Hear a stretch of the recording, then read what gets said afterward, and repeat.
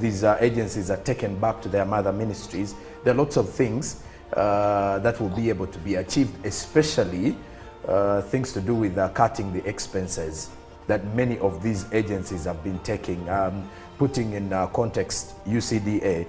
And he even shared that when you look at government agencies or entities like NARO have been doing more than what UCDA is doing, because when you look at the salaries of some of the officials of UCDA, it clearly doesn't put us in the right picture of saying we are lifting the coffee sector, if at all we're only paying so much money to people like those in the under UCDA.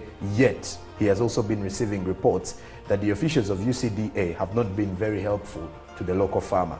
And of course the intention is also to ensure that Uganda does add value to its coffee and also increase on the volumes of coffee that is being exported. But then he also made a comment on imported second-hand clothes, saying Ugandans are giving a lot of money to people who import these clothing. Yet, because he gave an example of the shirt he was wearing, a white shirt that is from cotton, and cotton that is grown cultivated here. Yes, grown, cultivated from Uganda, and saying that we are giving so much attention to clothes that are worn by other people and then they are sent to Africa, yet we can as well support our own coffee industry, rather our own cotton industry here, and we start buying and appreciating what our industry is making, and also supporting our local Ugandans. So there are quite a number of things, as many Ugandans were glued to watch, as the attention to very many people was on the UCDA issue, simply because it's one of those that topped the conversations throughout the entire week, besides the punches in Parliament, but the fact that Parliament finally passed that bill. So you also realize that that is why many Ugandans were all anticipating what the president had to say. But also, Olive, yesterday the primary leaving examinations came to a closure. Yes. So 2 days of writing the PLE exams, and we are wishing success to all of those PLE candidates who are now off for their holidays, for their small vacation, I should say. But again, in such times, I think parents need to be very mindful about where their children go, especially during these holidays, because P7 candidates are always excited about this 2.5 month holiday that they get after these exams, as they wait for what the results look like. But at times, there are so many things that happen during holidays, especially for the vacists. Yes. So I think with a society like ours, which is already spoiled, and many of these young children also have access to social media. And when you look at Australia, for example, where they are deciding that children below the age of 16 should not in any way have access to social media, I think if we also have to look into that situation here in Uganda, it will be quite helpful. Well, that's going to be hard, Joram, because look at things like alcohol. Ideally, in Uganda, people of 18 are the people of legal age to drink alcohol. But we know that young children are actually consuming alcohol because the issue of identification when someone is buying an ID is not really taken seriously in our country.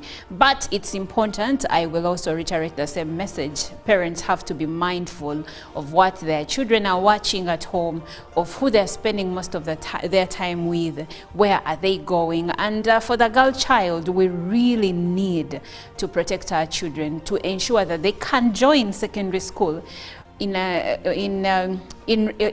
they can join secondary school and do away with unwanted pregnancies. Also, HIV infection between younger women and older men is on the rise, so we also have to be very mindful. Let's have these conversations with our children, talk about dangers and safety measures they can take to safeguard themselves while at home, but also to ensure that their future is bright. Now, I still have Robert, and he hasn't said good morning to us yet. How are you, Robert? I'm doing fine. I don't know about you, despite having had a serious blow when it comes to US elections. But I hope you heard what your Kamala Harris said. It is okay to feel sad. it is okay to feel disappointed. That's But the right. only thing is never give up. So, my sister, may you arise and shine this weekend. And all Harris's supporters. For us, this side of Trump, it is all joy.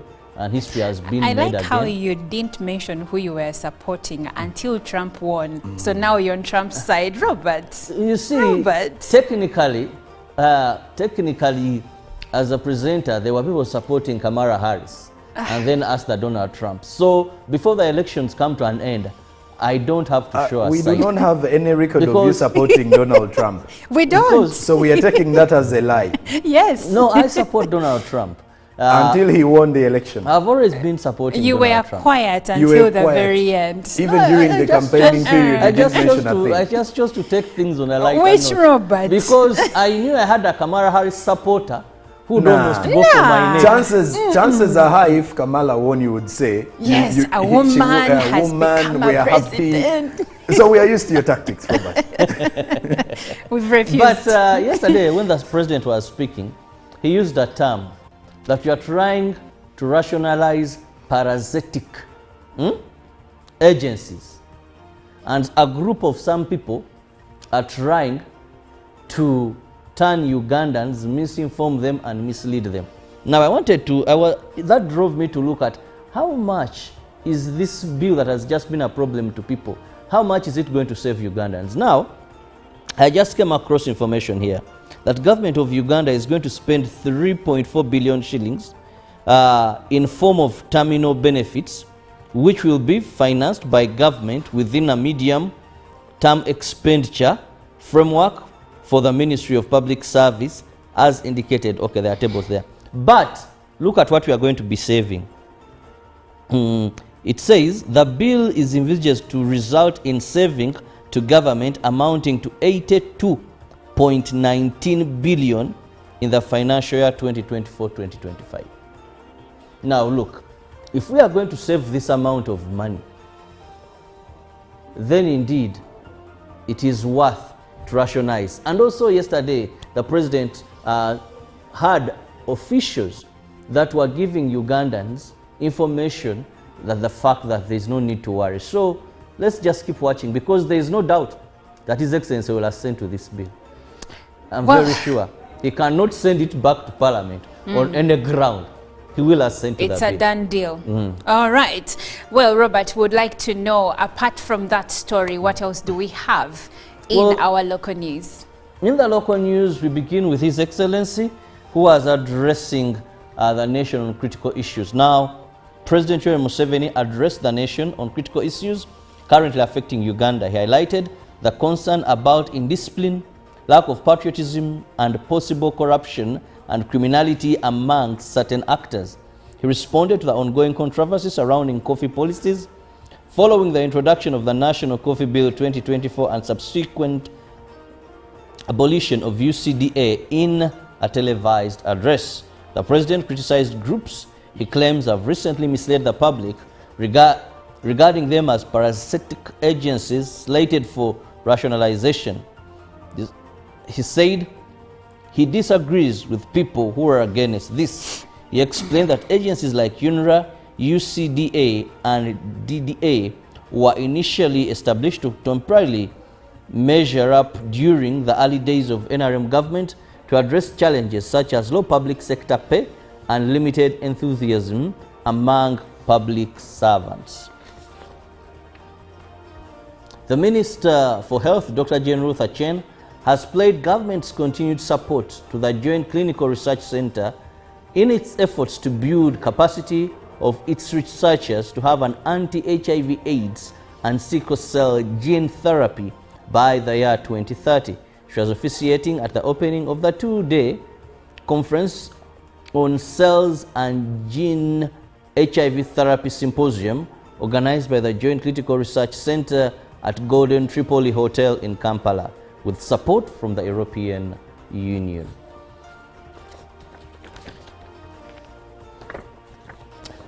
The Uganda National Examinations Board commended all players for the successful completion of the primary leaving examinations (PLE) that started Wednesday this very month, the 6th. Uganda National Examination Board described the exercise as successful despite few cases of malpractices registered. Primary 7 candidates started writing their primary leaving exams this Wednesday, the 6th of November. At Uganda Road Primary School, the pupils expressed optimism that they will pass with flying colors. This year, Uganda Road Primary School registered 304 candidates, a figure higher than last year, where they registered 294 candidates. At Bat Valley Primary School, the pupils also commended their teachers for covering the entire syllabus. UNEBAS described the exercise as successful. The head teacher, Little Rina Nursery and Primary School, Namugongo Ojambo Stephen, appreciated parents for supporting their children throughout the entire examination period. Primary leaving examination started with mathematics and SST and ended with science and English.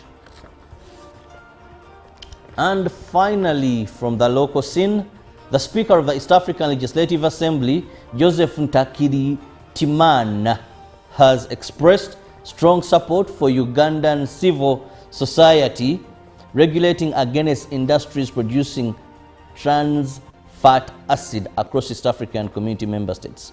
This was after the Speaker received a petition from the Uganda National Health Consumers Organization during the recent session at the Parliament of Uganda. Well, now that we come back from the events that have taken place locally here in Uganda, let's have a look at what we have on the international scene, where President-elect Donald Trump says there is no price tag for mass deportations. U.S. President-elect Donald Trump has doubled down on his campaign promise of the mass deportation of illegal immigrants, saying the cost of doing so will not be a deterrent. In some of his first public remarks since winning the election, Trump said his priority upon taking office in January would be to make the border strong and powerful. It is not a question of a price tag. It's not, really. We have no choice, Trump told NBC News. When people have killed and murdered, when drug lords have destroyed countries, and now they're going to go back to those countries because they're not staying here, there is no price tag. While his campaign has given various answers as to how many could be removed, his Vice President-elect J.D. Vance had said they would start with 1 million.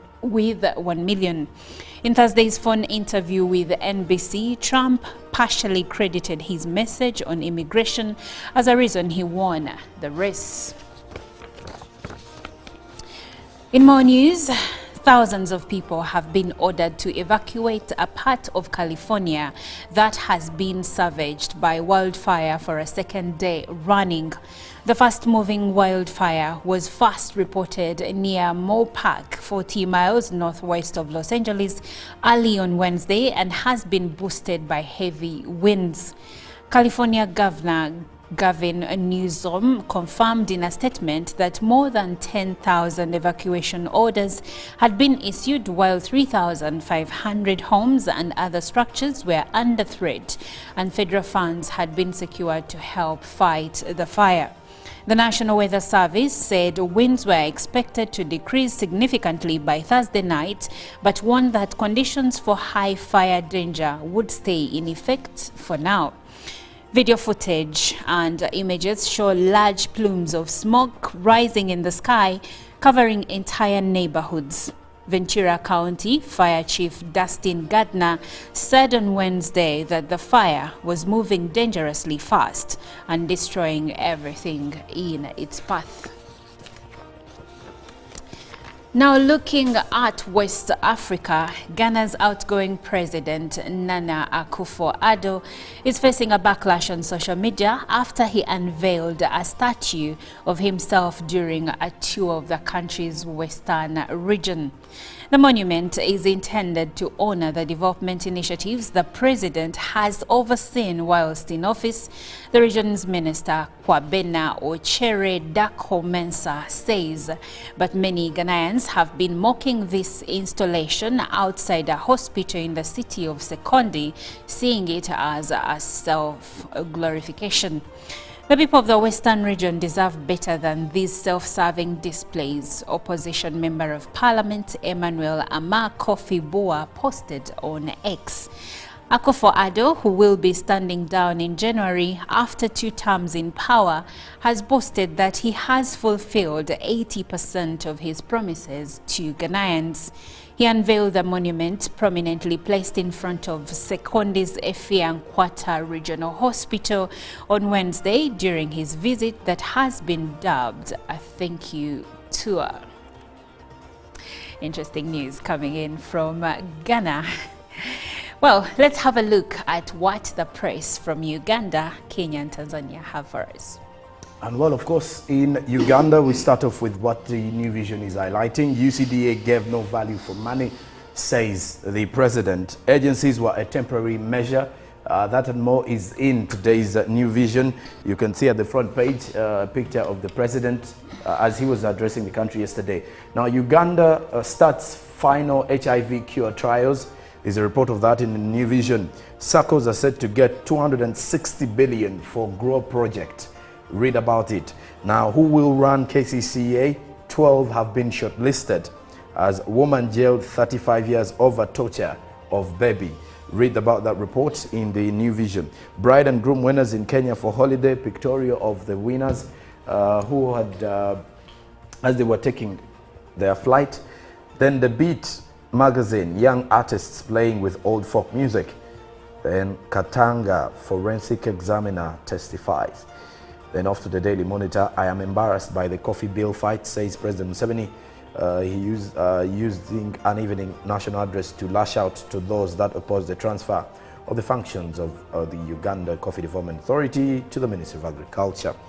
Then who are they? Members of Parliament raise alarm. Opposition members of Parliament have cried out over strangers that evaded Parliament on Wednesday morning and manhandled them. There were 12 men that were identified. Now also Chris Obore, Director of Communications at Parliament, has a fully pledged police division. I'm not sure that they MPs know all the police officers attached to Parliament, he says. Then in the Scoop magazine, it's deep. Maro back to reclaim his musical sport. Find out more. Then woman gets 35 years in jail for feeding baby on feces and urine. As in other news, teachers arrested over PLE papers. Now, double taxation hurting businesses. Read about that in the Daily Monitor. Now to Kenya, the Daily Nation, loans. Members of Parliament give Ruto blank check. According to the economy, public debt currently stands at 11 trillion shillings, which is about 70% of the GDP. The MPs allege evidence tampering in 16.5 billion shillings edible oil scam probe. Also, state promises to promote primary head teachers. And then in matters kidnapping, abductions, it's not us, says the police boss. Then Kamala Harris concedes but vows to fight on following her defeat in the US elections. Now, crisis as country workers go month without salaries. County workers go month without salaries. That is in the Daily Nation. Now, lastly, the Citizen from Tanzania. Tanzania targets $1.5 billion diaspora inflows by 2028 as Tanzanian firms set for investment forum in Saudi Arabia. Then international reaction. Harris concedes election, pledges different fight as researchers propose ways of resolving disputes related to natural resources. Then political federation set to top agenda at the East African Community Summit. And lastly, ensure quality to tap the African Continental Free Trade Area potential. The small and medium-sized enterprises have been urged.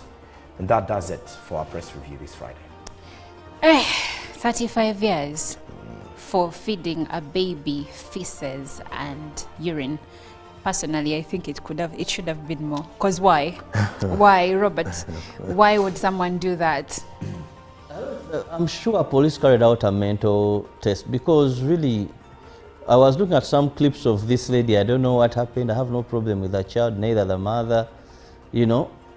No, by the way, we should stop putting some of these things to mental illnesses. Some people are naturally bad. Yes. Naturally bad. And Yes. it has nothing to do because with... you know why I said that? Being because mentally ill. in your normal senses, my sister and brother, in your normal senses, that act, you sit on the baby, then again, when you're normal, you know, some of these But things. you see, Robert, even the Bible clearly stipulates that there is evil and then there is good. And to support Sonko's argument here, I think some people are naturally just But what happened evil. to that death Because if we sentence continue blaming and mental killing health by and such hanging? issues, you're like, no. But, okay, that was bad, but I don't think it warrants the death sentence. I think 35 years is so little, you know, for such an act. Anyway, the court, I think the judge looked at the facts of the matter and figured that this is the best sentence that could be given to this person. But for me, as before we take our short break, I'm like, if you don't really want to take care of someone's child, be it your sisters, your brothers, your friends, just don't do it. Don't do it instead of going and causing harm to a child. It's not right. But anyway, we live in a very evil world and we are trying to be proper in a very improper world, but all hope is not lost. We need to do better. Maya Angelou said, when you don't know better, try to know better, and when you know better, do better. And that's my message to you this Friday. But we have a very interesting conversation coming your way right after the break. We'll be speaking about the impact of social media and pornography on relationships. So stick around. But for now, here is Simi featuring Pato Ranking with Jericho. Live from UPC Studios in Kampala, this is Good Morning Uganda. Once it is laid on table and it is true that I said what he said, then I will be able to apologize to this country and to the persons who are affected. But before that is done, because it is not true, I will not do it. The 58 clauses of the proposed new legislation empower the Minister for Agriculture, Animal Industry and Fisheries to be politically responsible for the varieties and prices of coffee in the market.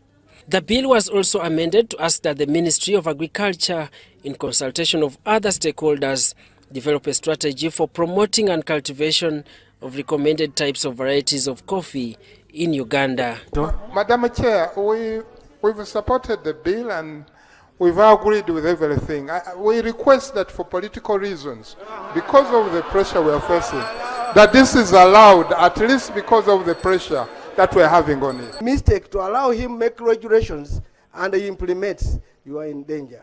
This is a very leading sector. It is a coffee sector. It has a lot of revenues. MAIF shall also promote and support coffee consumption, conduct awareness and build capacity of local baristas. While I agree that it may not be the duty of the ministry to go around promoting the consumption of coffee, I do not think it is harmful, because we have the people who are in that value chain and they are part of the value addition of the value chain of coffee. So there is coffee which is exported and then coffee which is consumed. Despite the earlier status that MAIF did not have the capacity to handle UCDA functions, the Minister for Agriculture, Animal Industry and Fisheries, Frank Tumwebaze, assures the public of successful implementations. The move to pass the controversial National Coffee Amendment Bill 2024 into law collapses the national debate on coffee, which had occupied the media space. Daniel Mugoya, UBC News. Yeah, it was a day in Parliament, and we thank our team for the coverage and the compilation of the stories. For you, thank you so much for watching. Let's take a short break. We have more away from Parliament.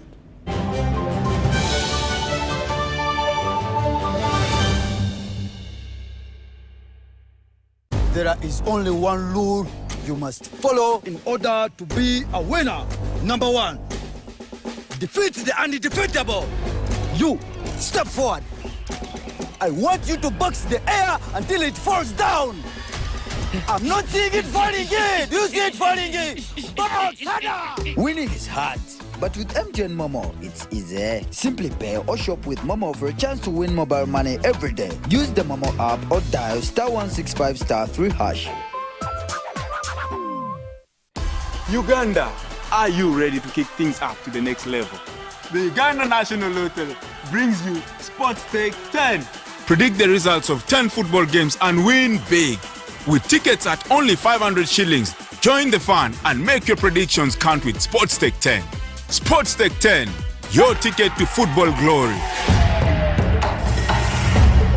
Uganda National Lottery. Dream, play, win. Participants must be 18 years or older. Play responsibly. The Uganda National Lottery is operated by Ituba Uganda and regulated by the National Lotteries and Gaming Regulatory Board.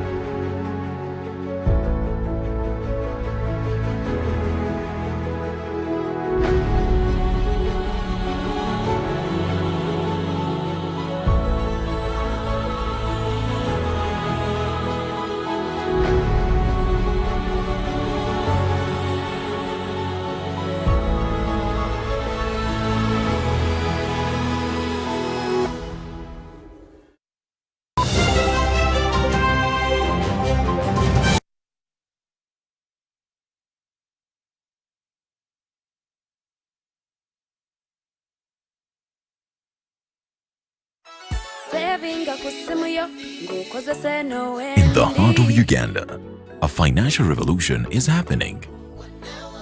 We were once left out, saving the old-fashioned way, with an unexpected saving spot, keeping it too close for comfort. But now, we found a better way to save and manage money. Download the Wendy app from Google Play or App Store or dial *229#. With Wendy, your money is safe and you can earn interest daily. Visit your Google Play or App Store or dial *229# to register. Wendy, Wanawoli.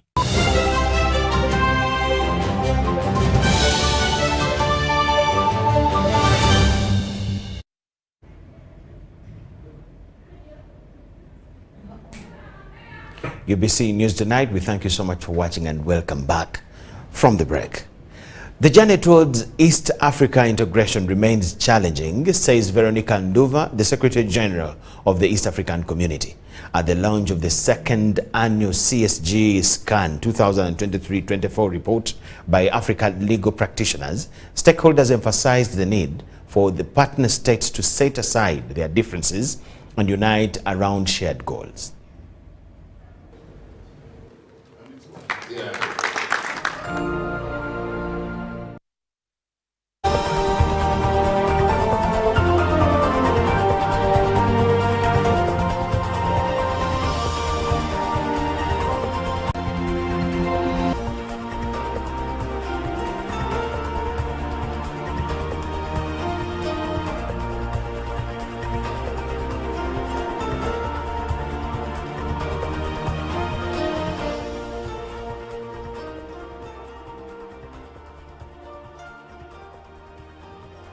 It's a beautiful morning, and it is the Friday special where we get to put our head down, literally, and sometimes not so literally. But yes, we get to relax. We get to have discussions that really touch us in a different way. During the week, we'll have conversations regarding politics, policy, and whatnot. But then on Friday, we like to delve into issues that we deal with on a day-to-day as individuals. My name is Olive Monica Najuma, so thank you so much for sticking around. This is time for our news reel, and today we are having a conversation that I'm sure will strike a chord for you in one way or another. You see, this week, social media went into our friends when we saw footage that is really unbecoming and unsavory from a gentleman in Equatorial Guinea that were shared widely on the internet. But our focus is not those pictures. Our focus is the effect or the impact of social media and pornography on relationships? Because when you see things like this, every other day when you're, especially on X and other apps, you're going to find people's naked pictures and videos being released or leaked, if I may use that. And you'll find that there are people who are actually enjoying this, but then there are people who are being affected by the footages that we keep seeing being shared on different social media platforms.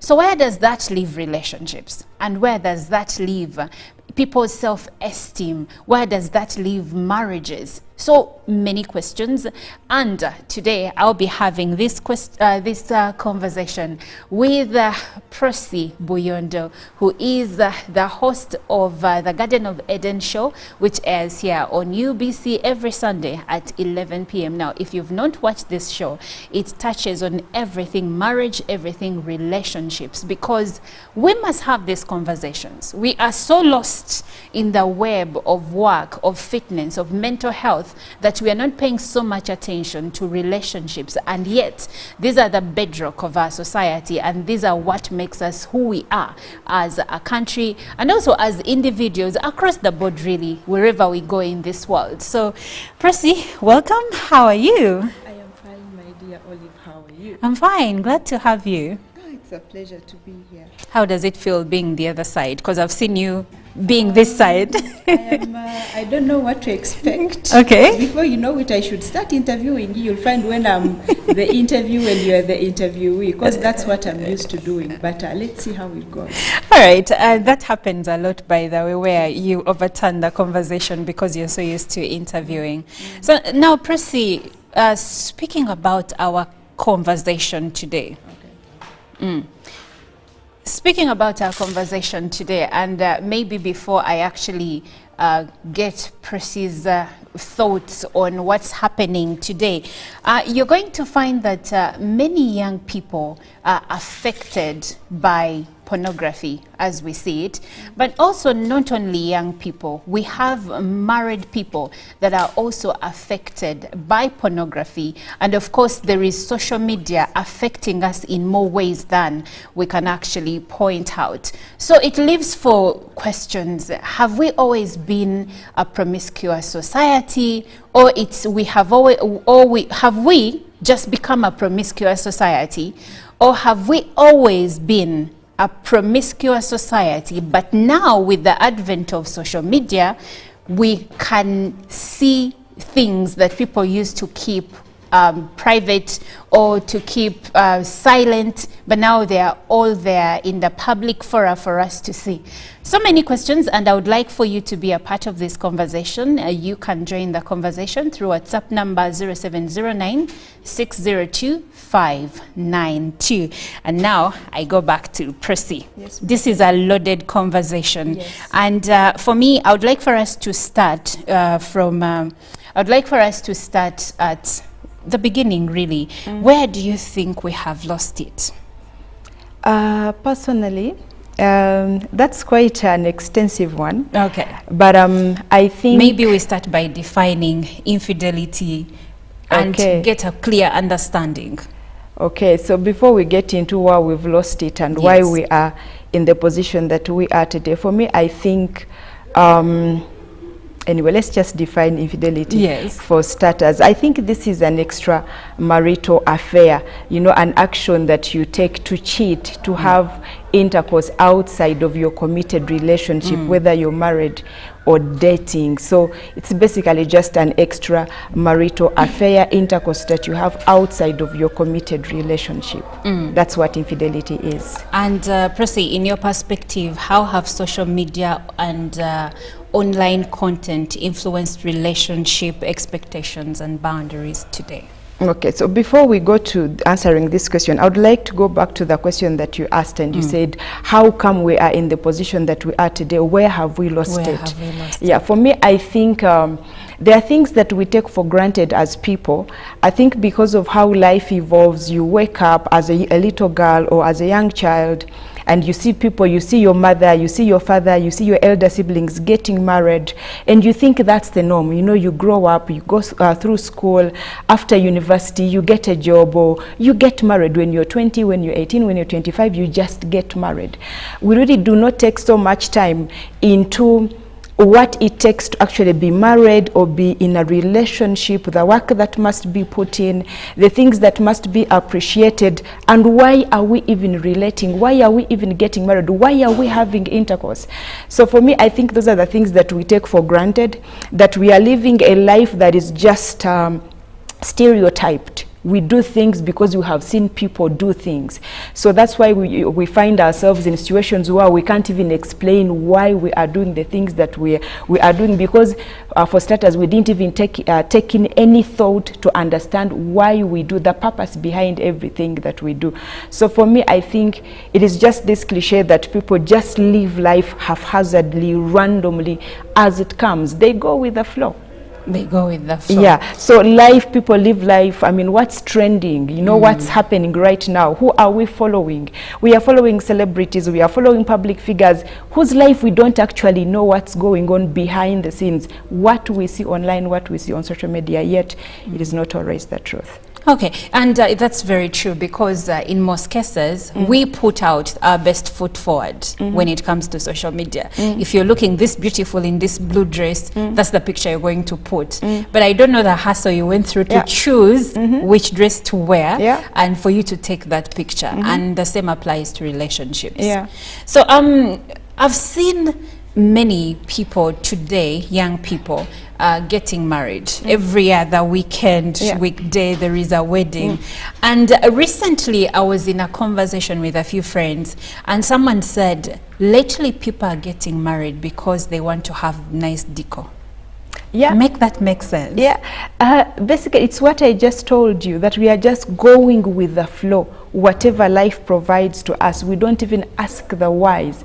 There are lots of people that just get married for photography. I want to have my nice pictures feature, you know, online. I want to post on Instagram. Have you seen those pictures? So they look for the best decorator. They are looking for the best service provider for just a day. Imagine focusing your effort on what a day is going to give you, rather than focusing on a lifetime that you're supposed to be spending with this person. So, like, people, sometimes I look at this generation and I wonder, there's not much thought put into the things that we do. Because someone is just focusing on what the wedding picture is going to look like, who is going to come, who is there, my day, this must look like my day, not my marriage, my lifetime, my commitment, understanding this man, understanding this woman, what you will need to actually sustain the relationship. You're just focused on a day. On a day. You can just go to URSB, civil marriage, and they just sign a certificate, and in your ordinary dress, and actually you have a successful marriage. And I like that you bring up URSB. We will go there later. Okay. So still, let me go back to the earlier question. Yes, please. When we see all these things on social media, we see the weddings, the beautiful decor, the destination weddings. One wonders, and also other things that we see now, that is in the concept of people getting married, having a wedding. But then there is also the pornography that we see, like this week, all those videos we've been seeing, and there is an impact. How is everything that we see on social media, how is it impacting other relationships? Now, one of the areas, actually, if it were up to me, if I were not here, not doing the marriage anchoring and being the marriage anchor that I am, I would not be on social media. There are platforms that personally I shunned. I used to shun because of the content that's put there. I would go there and my spirit would get vexed. Personally, I would be like, why am I here? But then I discovered that the audience that I am targeting, the people that need the information that I share, my services actually, are using these platforms. So I always go there to basically put the information. But you look at the content that is put there and you wonder how people are using this information, you know. So for me, it has always been for me it has always been really for people to go on social media and decide on what is acceptable or what is permissible. Olive, if you go on TikTok, for example, there's so much information that it will be up to you to choose what to watch and what not to watch, what to feed on and what not to feed on. Because at the end of the day, you have your values, you have what you believe in, you have what you want. So when you go to these platforms, what are you looking out for? And most of these social media platforms, I'm not going to mention names, but most all of them, you will find a lot of highly erotic content through the way people dress, the way people talk, the way people move their bodies, let alone people having live sex. But you'll find, yes, please, my dear, they are only fan groups. Have you heard of only fan groups? Oh, yes. So you'll find different things that are done there, but at the end of the day, you have to focus on what is going to benefit you. That is what you should focus on. So you have to go there and look at all this stuff and you're like, okay, so I'm going to see the Marriage Anchor channel. So you go to the Marriage Anchor channel and you step away from the rest. Otherwise, if you do not control yourself, your values are going to be corrupted. Percy, I understand where you're coming from, but it's a bit hard because you know how distracting social media is. I mean, even when you don't intend to go and watch all this unsavory content, you will open your phone. The intention is to go to your email, but then you end up on Instagram. Exactly. Actually, they recommend recommendations for you. This is for you. You know those things, and you're like, for me, who told you I want this? Yes. And now it brings in the aspect of young people. They're highly impressionable. And so let's look at, let's say, young people who are around the ages of maybe 25 and above, actually 18, the legal age and above. Most of them are the biggest consumers of this content. So right now, what would you say to a young person that is impressed by some of these things that they are seeing on social media? There's something that this morning, as I was planning to come, there's something that my spirit was drawn to, and I remembered of actually how we got here, and maybe this is something that our young people need to know and understand, that everything that we see on social media, the highly sexualized content, the trends, it has a foundation. Oliver, there's something that they call a 10-point program by Alice Bailey. Most people that have been doing marriage ministry, family ministry, they know this, that a group of people in a certain part of the world, actually in the United Kingdom, they sat early in the 1880s and they sat in a meeting and they planned on how they were going to use social media or the media to actually corrupt our perception and destroy the fiber of family. Did you know this? No. These people sat in a meeting somewhere and they planned on how they were going to use the media to destroy the values that make the family. So every trend that you see, it is called the 10-point program by Alice Bailey. It's available all over on social media or Google. Just to Google the 10-point program by Alice Bailey now. Within the 10-point program, every one, like their first, their second, their third, they are targeting our Christian morals, the values, the things that the traditional values that our parents used to have. Of you do not show your nakedness in public. You should dress decently. You cannot show your breasts, you cannot show your private parts, you cannot show up in a bikini now. These things were planned generations back, and we are here looking the result of what they planned, and one of those things is actually to make sex a common thing, something that is no longer done in private. That is why you see, for example, like what happened with our Equatorial Guinea guy. Yes. That you see people that film themselves having sex, you see them trending apparently. And they are trending there all over the place. And before you know it, you know, we've seen people even in this nation that will release their video when they are being intimate or their private parts and showing their nakedness on social media. And 2-3 months down the road, they trend all over, they are being talked about, they become the point of contention, and apparently that's, you know, they become famous. For the wrong reasons. Before you know it, 3 months down the road, they are becoming product influencers. Sometimes I ask myself, people that sell different products, don't you have some sort of moral compass of who should represent you? These people become brand ambassadors. Someone that was posting their nude pictures months back, 7 months into this, they are becoming brand ambassadors and making big monies. What do you expect our young people to do? Now, these are people that our young people are looking up to as role models, people that inspire them. They're inspiring them to do what? To have sex and release their tapes. Why? Because that's trending. It will make money for you. Apparently now this is content. That is why someone would not be ashamed to have sex with multiple women and release their pictures all over. And people are watching. People are asking, where are the videos? And that was bringing me to the next point. With the videos we've seen this week, but also with all the sexual videos that have been leaked over the years, the men are always branded heroes by fellow men.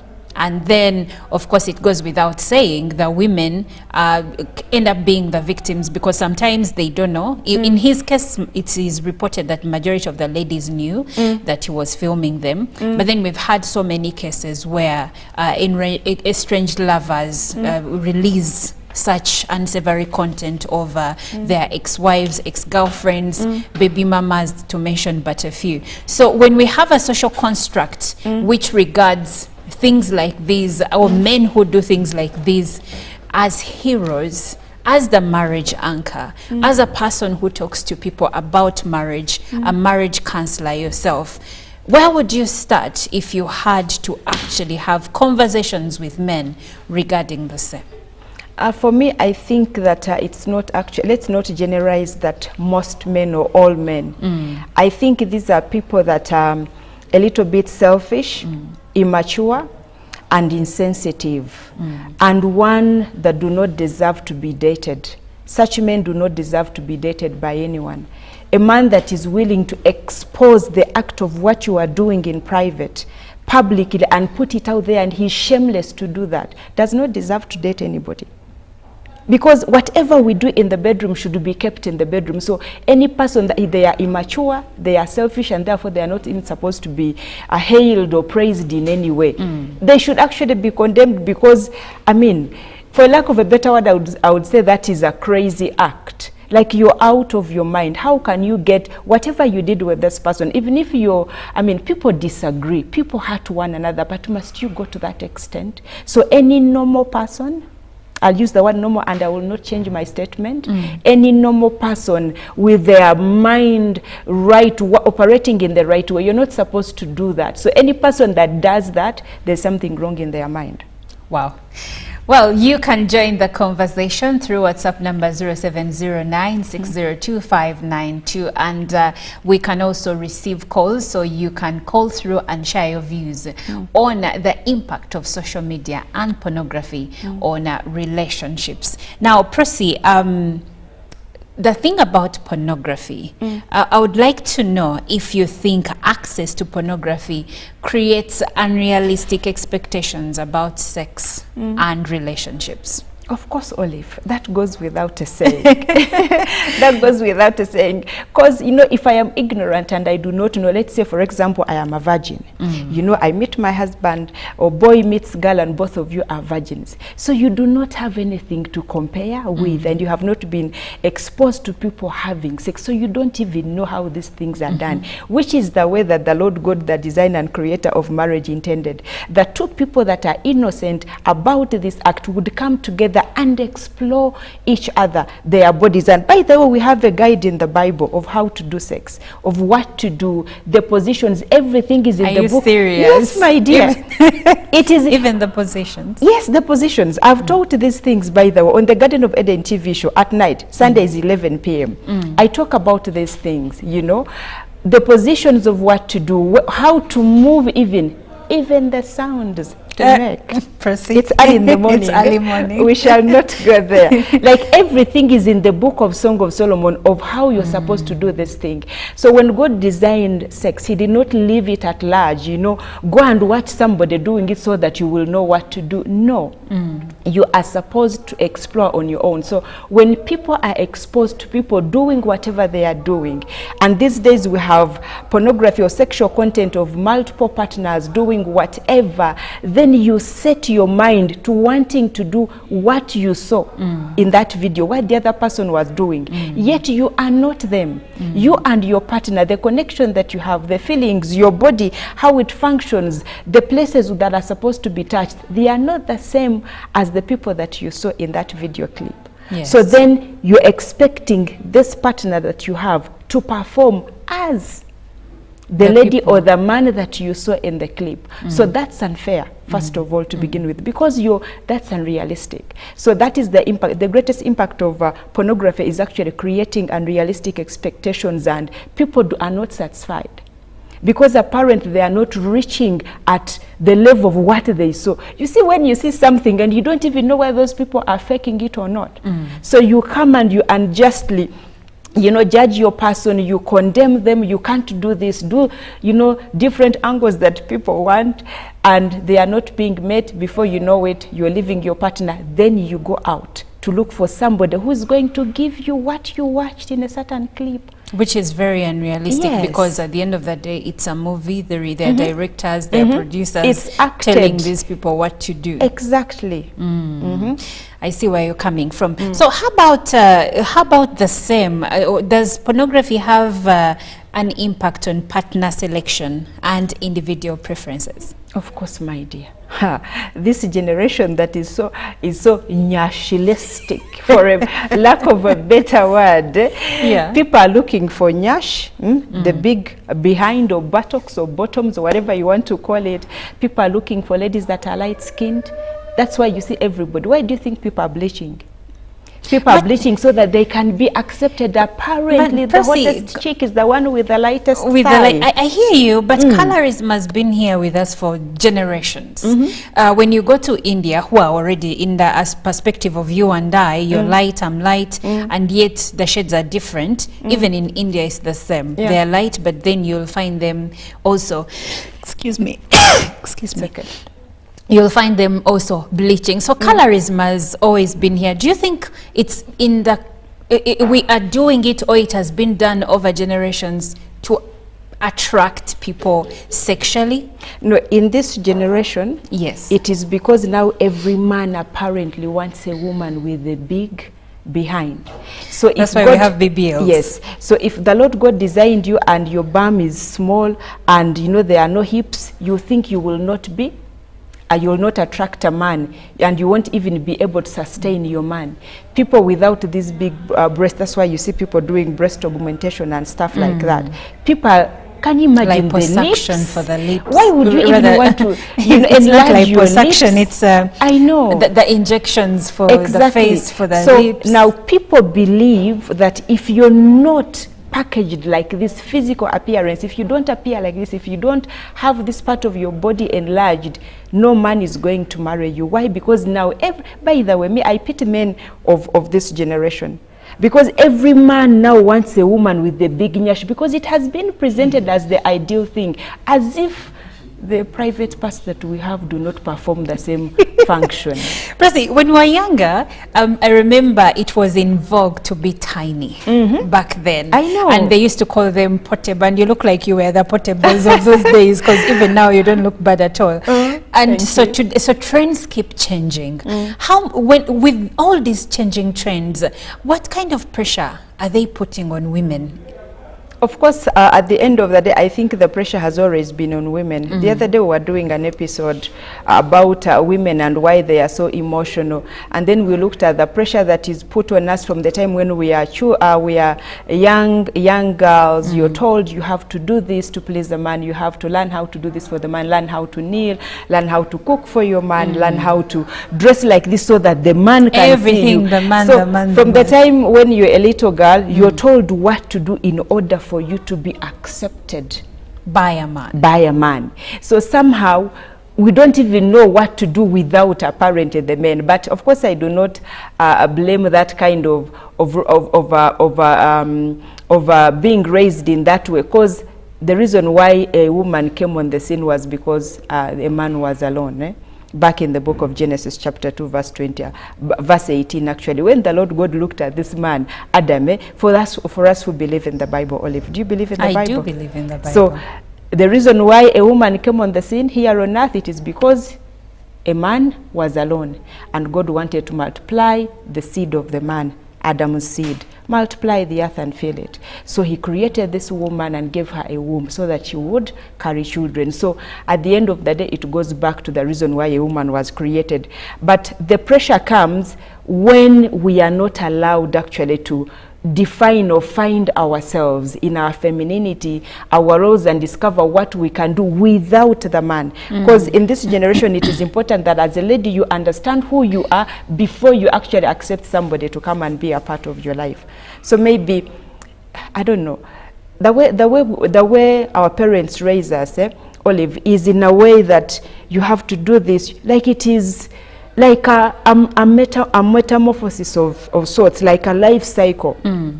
You grow up, you do this. When you're 10, then they wanted you to go into the bush and do certain things for the man. So like everything is just a cycle. After this stage, then it is this stage, then it is that stage. So before you know it, you lose yourself. You don't even understand who you are.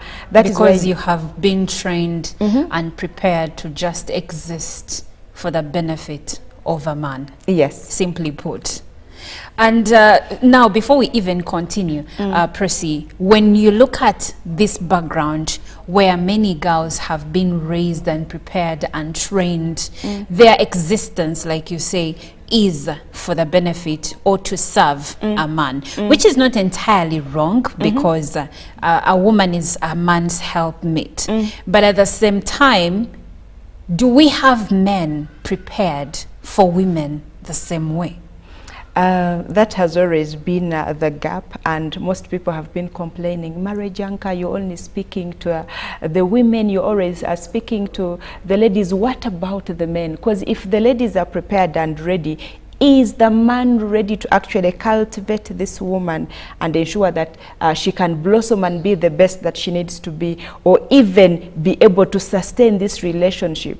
But I do not know. I think I have tried personally to speak to the men, and I have been calling on fathers and mothers to raise their sons better. It goes back to how we were raised, or how we are trained in our homes, that if you're a father and you're watching this show, what are you doing to ensure that your son is going to do better than you? The mistakes that you made, or the gaps that you had growing up as a young man, as a teenager, as you're adventuring into relationship and dating, the things that you encountered, how are you preparing your son to do better? That is the reason why the Garden of Eden TV show, by the way, is here to educate people, because there's a lot, there are lots of gaps in relationships and dating that are not covered, and people do not care. You see, because we've seen our parents, you know, get married, our grandparents, our friends, our uncles, everybody's getting married. So we think we would just get married and get into this relationship and actually excel at it. Actually, for the men, they know once I bring the money and maybe I pay the bills, that's all. But it's too early morning, but I still, just a hint, marriage is supposed to be enjoyable, and sex is supposed to be pleasurable. And you find that if the woman thinks I'm here to serve, so she's never known the joy of it, because that's not, they never told her that there is that part of it. But I would like for us to move on. Please share your views. I see some of them coming through, and I will be sharing them with Percy, and if there are questions in there, she will answer them. Percy is the host of the Garden of Eden, which airs on UBC TV every Sunday at 11 p.m. She speaks and she hosts individuals to talk everything and all matters, marriage, relationships. So if you need anything in that direction, that is the show to look out for. But Percy, there is also, because today we are speaking about pornography, social media, and the impact on relationships. So I would like for us to actually have a look at behavioral and emotional impact of these two things on relationships. And here my question is, can excessive pornography use develop into an addictive behavior, and that affects our relationships' health? Yes, absolutely.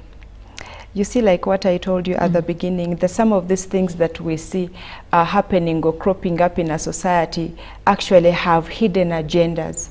And while I thought about this, so when I'm dealing with people that have challenges in pornography, I always ask them, how did this start? When did you actually, because pornography goes hand in hand with masturbation. Yeah. Yes. When you watch, of course, we know that we are human beings and we have feelings. So when you watch what is being done, then your body is attuned. You want to do. I don't know, it is too early in the morning. Some of the whatever words, you're watching, I do not want to use them. But then before you know it, you want to touch certain parts of your body. Yes. Of course, that is what masturbation is about, so that you get the pleasure that you're seeing being done right there. So most people, when you find out, how did you get here? You'll find that some of these young children or our teenagers or even adults, it started at a young age. They were exposed to people kissing. Now, some of these things are done on TV innocently. A maid at home might put, you know, a movie of people, you know, there are scenes that highly, you know, sexualized scenes where people are doing things, and a child at the age of 5 is exposed to watching. You know, scenes, movies, or maybe it may be a dance video, whatever it is that is being done, and then their mind at a young age is attuned to the desire to have sex. Because sex, first of all, having sex has a spirit behind it. Because when you have sex, you have sex in your body, emotionally, and in the spirit. So it is not just an act that you do with your body. No, there's always the spiritual perspective. So this young child, age 5 or 10, their mind is aroused to want to doing what they are seeing. So by the time they are 13, they cannot wait. So these are young girls that you will find when there's no partner, they actually have to touch themselves, because now there's even content of people touching themselves. They even show you how to do all that, you know, stuff that is very disgusting. So some of our young people have decided to be self-reliant. And for a lack of a better word, let me finish this point. You know, when I say self-reliant, they believe they do not need men. Why? Because from age 10, this little girl has been bringing herself to satisfaction, to pleasure. So somehow she believes she does not need a man, because first of all, by the time they are 20, 25, I can make my money, I can do so, I do not need a man, because the only thing that I would have gotten from a man is this sexual pleasure that I am getting by myself. Even young men have today, where they think they don't need women, marriage doesn't make any sense. Because they are getting this satisfaction from masturbation. They watch what they watch, they go this side and do what they have to do. So you're looking at your son and you're wondering, why are you not getting married? What's wrong with you? You're not even able to date or sustain. Some people who go ahead and try relationships, because there's this spirit behind what you do, you find that you cannot even stop. Even when you get into a relationship, you cannot sustain it. Why? It is not bringing the same pleasure that you're used to. And your body, you guys, like it's still very early in the morning. This thing is so intricate. It is so, I don't even know how to explain it. It is very sensitive that people take these things lightly. Now, when we go into spiritual matters, we know that most of these sexual perversions have got spirits behind them. You guys, if you do not understand spirituality, you'll forgive me. I believe in spirituality, and I know there's every spirit that is behind addictions, whether it is drunkenness, whether it is smoking, whether it is some of these things that we love to eat, and most importantly, pornography or masturbation. These are things that you need to handle spiritually. People have reached out, Olive, to me, and someone tells you, I am 21, I have tried to stop, I cannot. When did you start? I was 10. When did you start? My brother, the maid touched me, or we had a domestic staff who was male, and they touched me like this, or I was introduced to this by my relatives. Cousins, I would like nephews, to call in some feedback. You can call through on the number that is shared on your screen, but I can also share it. It's 0709-602-592.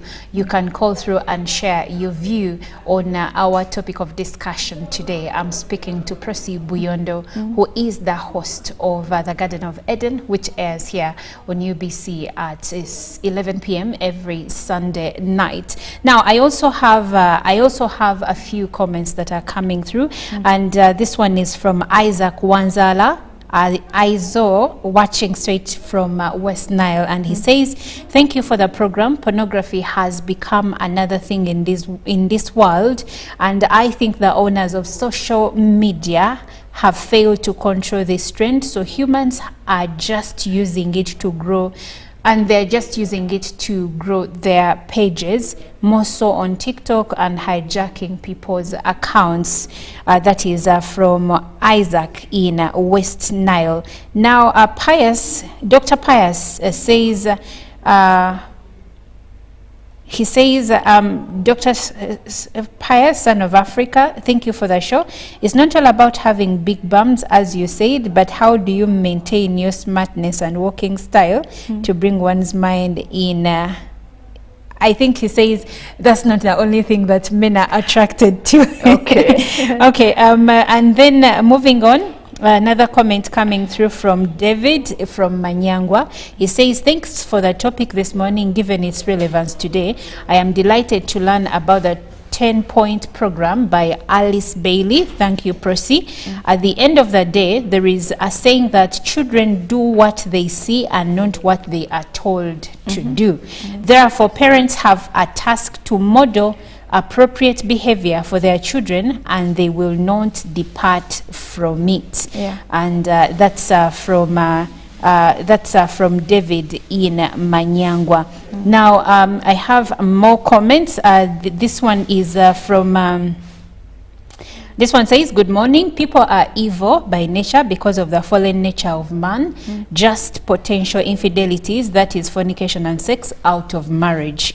Media has just helped people put out what they have been harboring inside. For the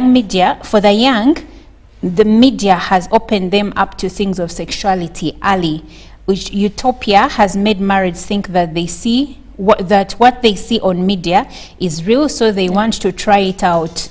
Raping and defiling too has become a trend. Media should put a stop on some content that is being broadcast. Culture has made a woman believe that they are living for men in the bed, so that's why women do everything to please a man who doesn't even have esteem, and a woman basically putting importance into a woman." More views are coming through, but Percy, I would like for us now to talk about the event that you have, the upcoming event.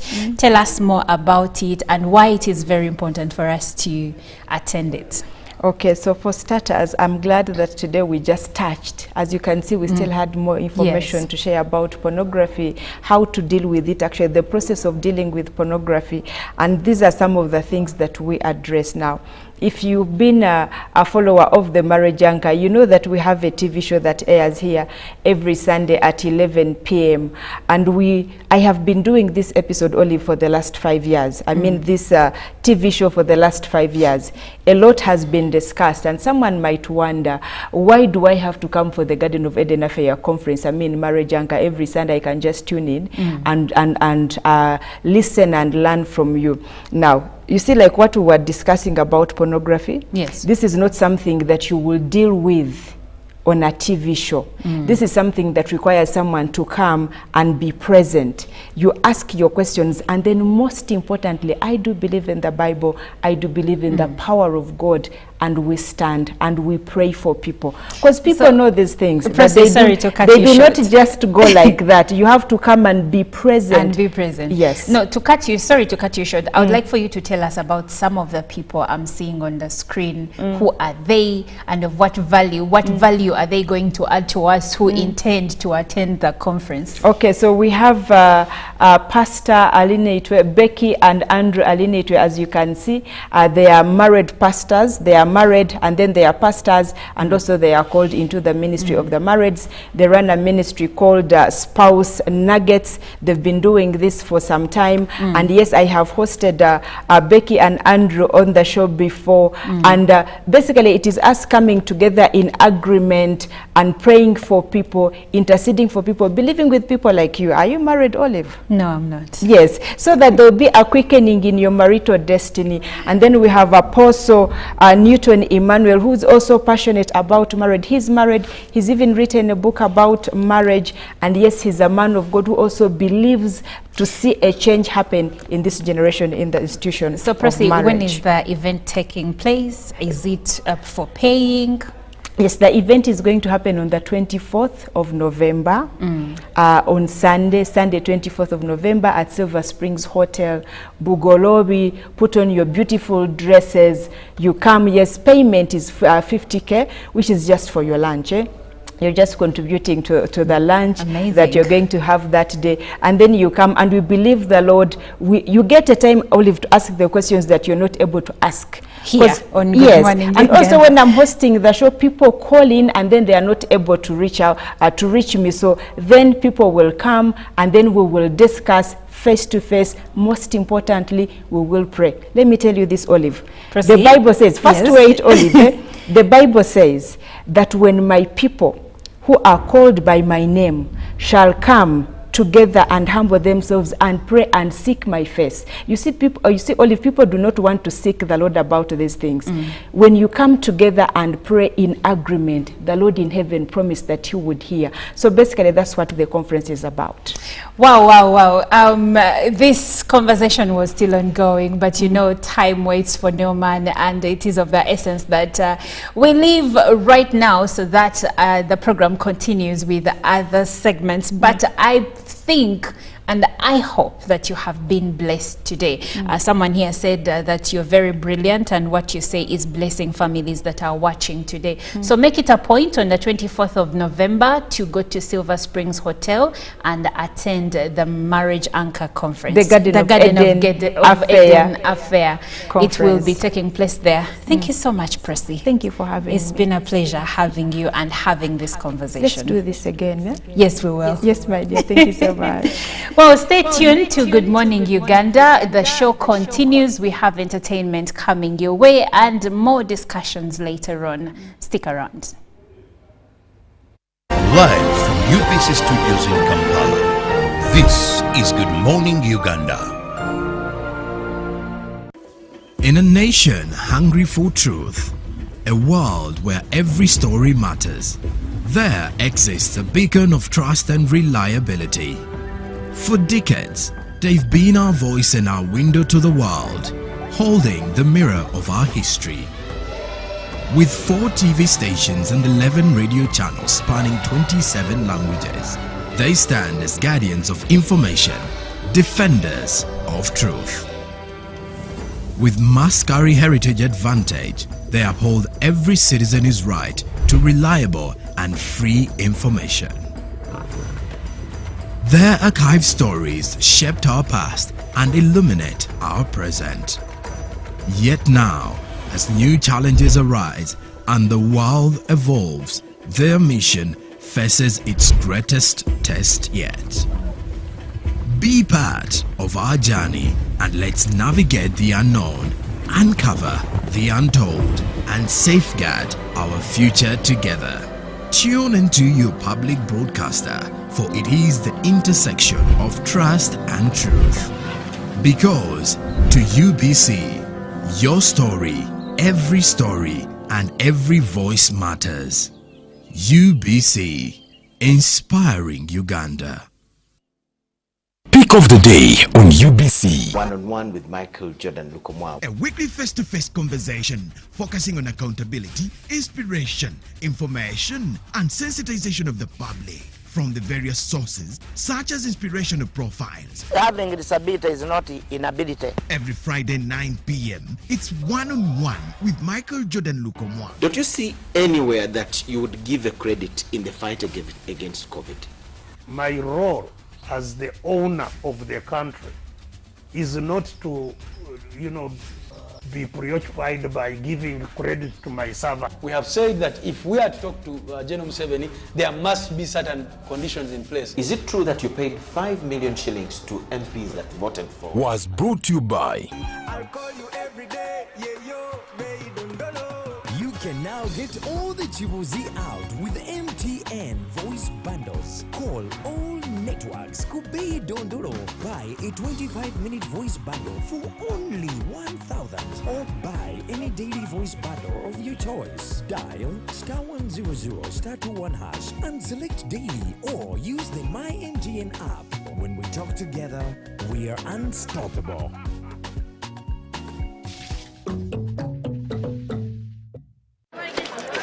Juko. Yo. Wachiko. Check the shopping, man. What's your secret? Uganda, haven't you heard of the parish development model PDM? Yes, I did, but I thought it was just a talk. No, Sebatia. It is real. I and a few friends together formed a circle, accessed money from the PDM, invested in a portrait project, and now things are moving. Juko. I thought I was one of your friends. You are. But you left me behind. I didn't leave you in poverty. What you do, just visit your LC2 chairperson and your parish chief and start the process of economic transformation. Just like that. The parish development model is an initiative from the government of Uganda. Live from UBC Studios in Kampala, this is Good Morning Uganda.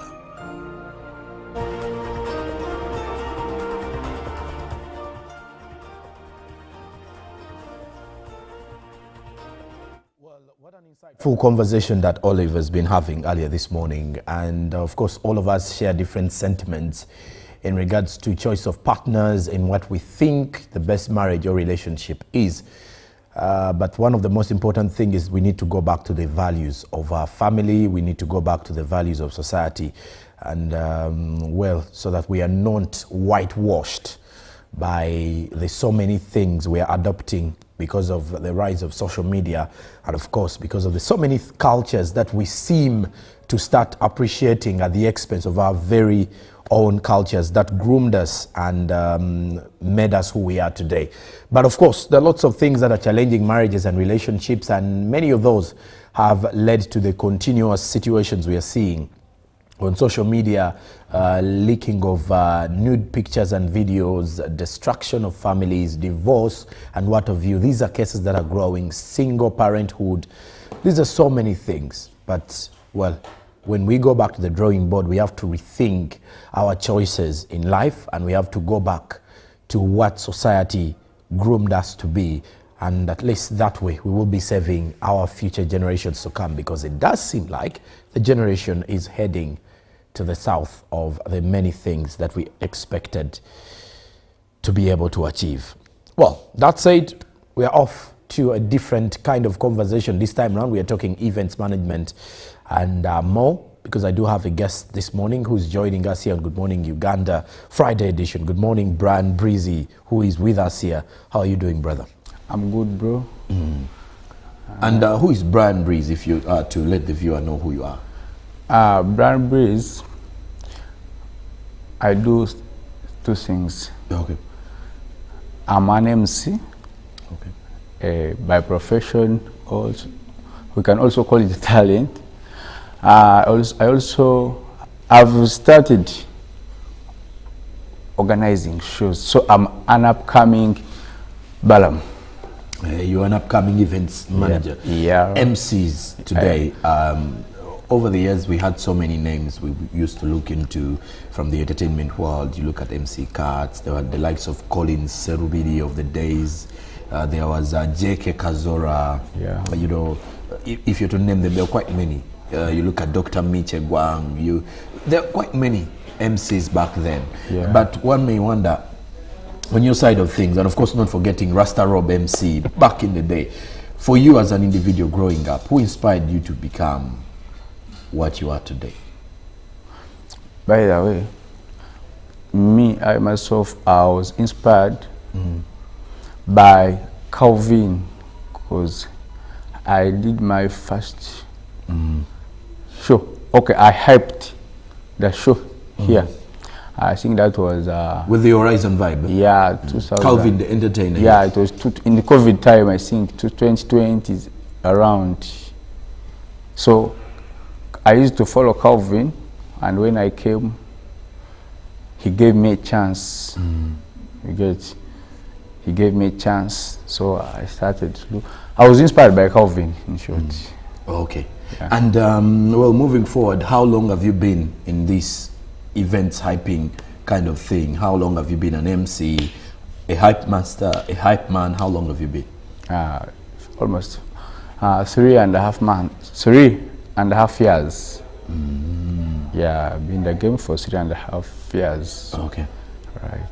And well, besides that, now let's also look into, have you ever staged your own event? Or what is the, before you even get into what you've ever staged, but which event do you think you showed up and realized that this is the way to go? All right. So I have done more than 8 parties and weddings. So I have like 2-3 weddings. One was a birthday, another one was a wedding, and another one was an introduction. So the people loved me because everybody was saying, "Oh, what an amazing MC." People loved me. I got connections. They used to get my contact. So you just see the turn up from the people. The turn up was good, and I was like, "Oh, wow, that's me now." Okay. Yeah. And besides that, now what are you looking forward to achieving as an individual? You've talked about the fact that you've walked this journey 3.5 years. Yeah. Now here you are, an independent hype man and MC who is also now into events, promotion and events organizing. What led you to get into events now? Because events are a bit tricky. Yeah. So why?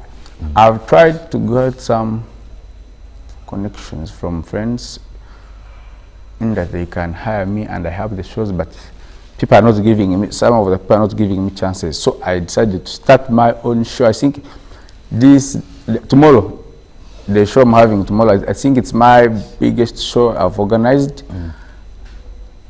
So I'm starting from that one. I myself, that I've staged it myself, I want to see. I want just to get the turn up from the people. Yeah, that's why I decided, let me stage my own show and see. So take us through the show that is coming up, and you call the viewer to be part of it so that they know where the show is going to be, how they can attend, how much is the ticket, and we call it a day. Yeah, so it's Brandby's Legacy. The show will take place at 27 Manda Road, 27.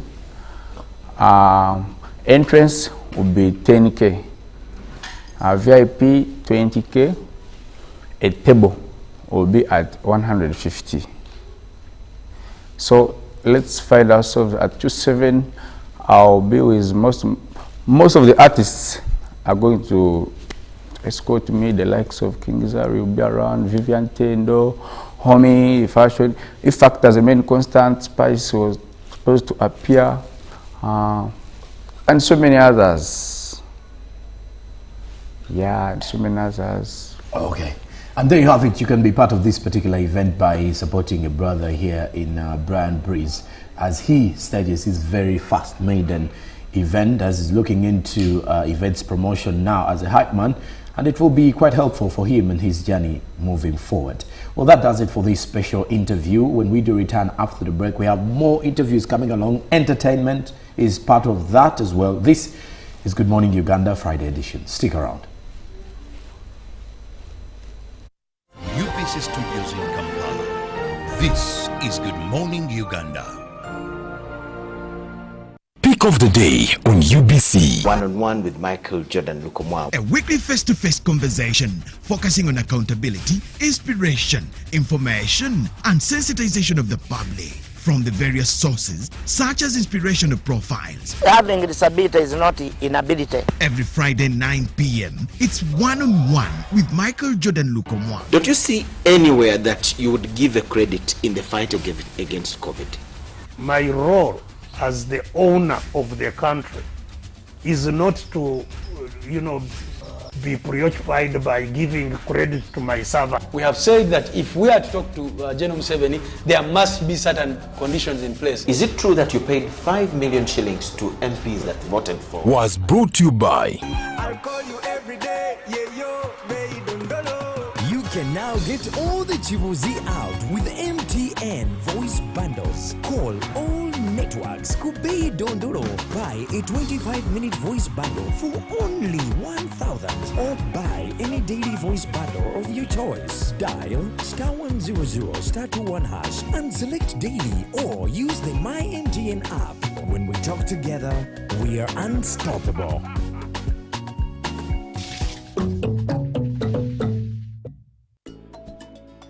In today's video, we are delighted to present to you an exclusive compilation of the top 10 natural brain boosters to help you unlock your brain's full potential. So let's dive right in. Number 10. Blueberries. These little powerhouses are packed with antioxidants that help improve brain function and delay brain aging. They also contain flavonoids that have been linked to cognitive benefits, so make sure to incorporate them into your diet. Number 9. Dark chocolate. Yes, you heard it right. Dark chocolate contains flavonoids, caffeine, and antioxidants that can enhance focus and mood. A delicious way to boost your brain. Choose chocolate with at least 70% cocoa for maximum benefits. Number 8. Turmeric. Curcumin, the active compound in turmeric, has anti-inflammatory and antioxidant properties, potentially supporting brain health and reducing the risk of neurodegenerative diseases. Start adding turmeric to your dishes. Number 7. Green tea. Sip on a cup of green tea for a natural brain boost.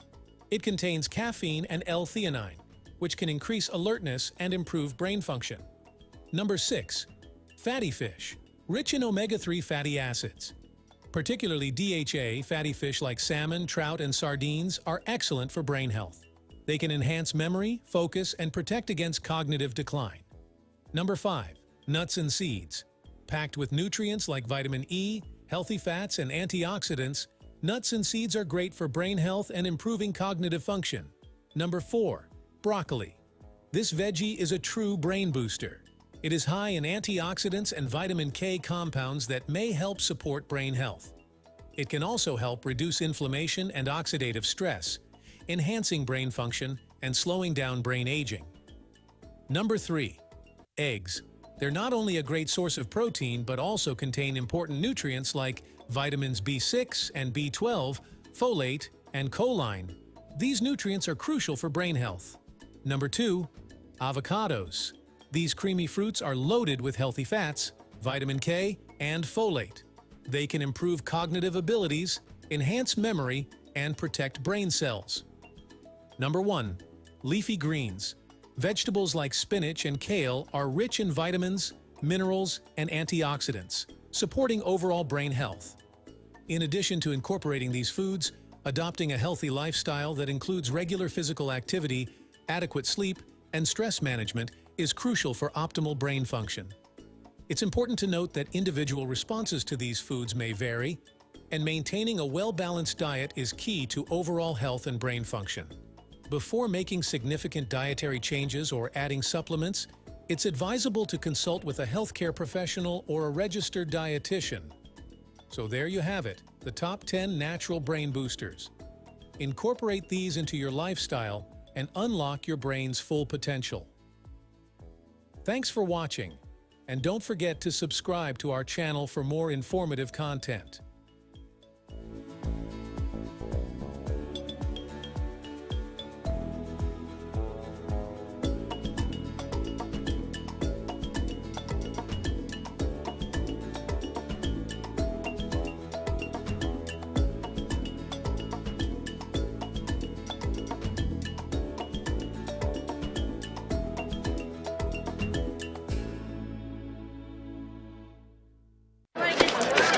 Juko. Yo.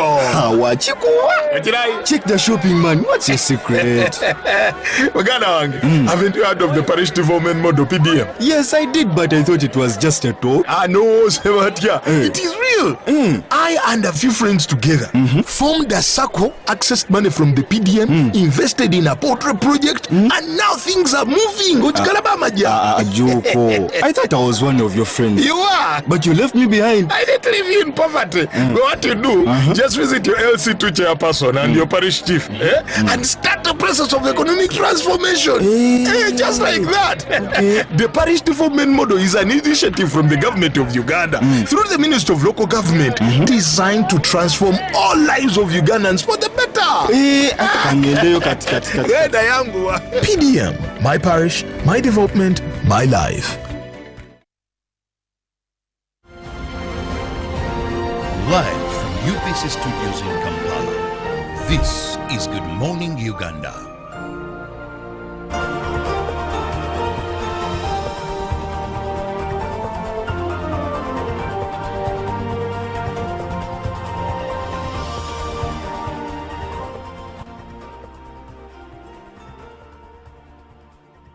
Good to have your company this morning, and thank you very much for sticking around to Good Morning Uganda Friday edition.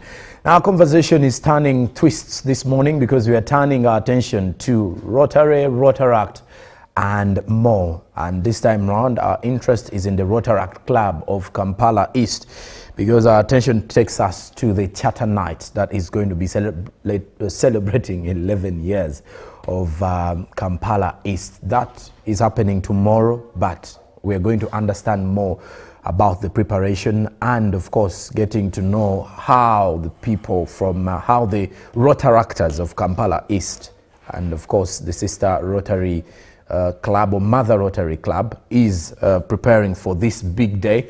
And in the same spirit, how you, a Rotarian or a Rotaractor who is out there and having intentions of understanding how Kampala East does its things, you can also be part of this one as well. But also, if at all you're not part of Rotaract and Rotary, it's also high time for you to understand how the two work.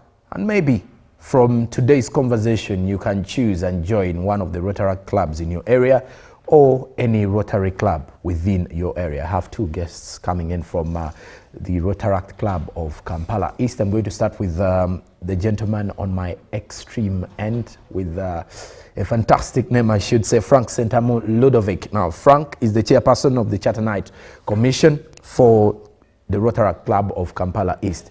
Very good morning, Ludovic. Thank you very much for joining us. Thank you, Mr. Sonko. My name is Frank Ludovic Sentamu, and I'm from the Rotaract Club of Kampala East. Tonight, or today on this show, I want to tell you that I'm the chairperson of the organizing committee of the Charter Night that is happening tomorrow at Kololo Courts Hotel, and it will start at exactly 1 p.m. and end at 7 p.m. We shall be celebrating our legacy as the Rotaract Club of Kampala East and also celebrating the service that we offer to the communities. Thank you so much, and I'm proud to be here. Well, indeed, and of course he's the chairperson there. Now with him is the president-elect Rotaract Club of Kampala East, Bob Mafumu Godfrey. Good morning, Mr. Mafumu. Thank you so much for the opportunity. Once again, I feel much delighted to be here this morning and also bring up a few things to put across. Maybe we can discuss in detail as we go ahead. Thank you very much. Bob Godfrey Mafumu is my name, and I'm the president-elect Rotaract Kampala East. And Ludovic, let's start from there. Kampala East, how special is it? And under which district does it fall? And also, who is, what is the mother club of Kampala East? Before we even get into what is encrypted on your shirts this morning. Okay, maybe allow me explain from the beginning, because I have many friends who ask me about Rotary and Rotaract, and they need to understand. Many people think maybe Rotaract or Rotary is a club or is an association where people just meet in very expensive hotels and maybe have a drink, but that's not it. Rotary or Rotaract is something that started in the early 1990s. Actually, Rotary started in 1905 in the US, and Rotaract started in 1968 in the University of Carolina. And Rotaract, that's when it was chartered, the first charter night of the first club of Rotaract. And in Uganda, we have several Rotaract clubs and Rotary clubs. Now, for our special case, we were sponsored or we were started by the Rotary Club of Kampala East that sits at Hotel Africana every Thursday. And our club is the Rotaract Club of Kampala East. It also sits at Africana every Tuesday, starting from 6:30 to 7:30. You asked about what is special about Kampala East. Kampala East, basically, it's a corporate club that brings different professionals from different fields. We come together to serve the community. First, to promote our professional and leadership skills. And secondly, to emphasize the rights of others and all useful occupations. And to also give services to the community, to extend all these services to the community as professionals. So people who want to join Rotaract and Rotary, just know it is service-based. We are here to serve above self. And tomorrow, as we celebrate our Charter Night, we are celebrating service. We are celebrating our legacy. And let me get to Bob Mafumo. Mafumo, let's get into the Charter Night, the significance of it. When someone hears Charter Night, what does it mean? Still, I thank you so much for that beautiful question. Now, I'll bring it to a simpler way of understanding. Do you remember when Uganda got independence? Yes, 1962. Actual independence. Now, usually, he talked of Mother Club, and this is the body that is always sponsoring the young generation of itself. So basically, 11 years ago, Rotaract Kampala East was also a baby and was sponsored by the Rotary Club of Kampala East, and then it was chartered.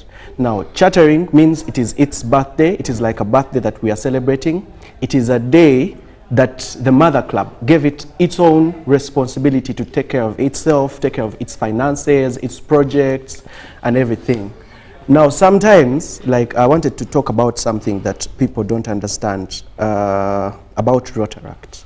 Now, Rotaract is a social circle, just like how you find so many people engaged in smaller circles and groups, like people who go to gym, people who have the evening jazz with friends before they rush home and to avoid jam and all.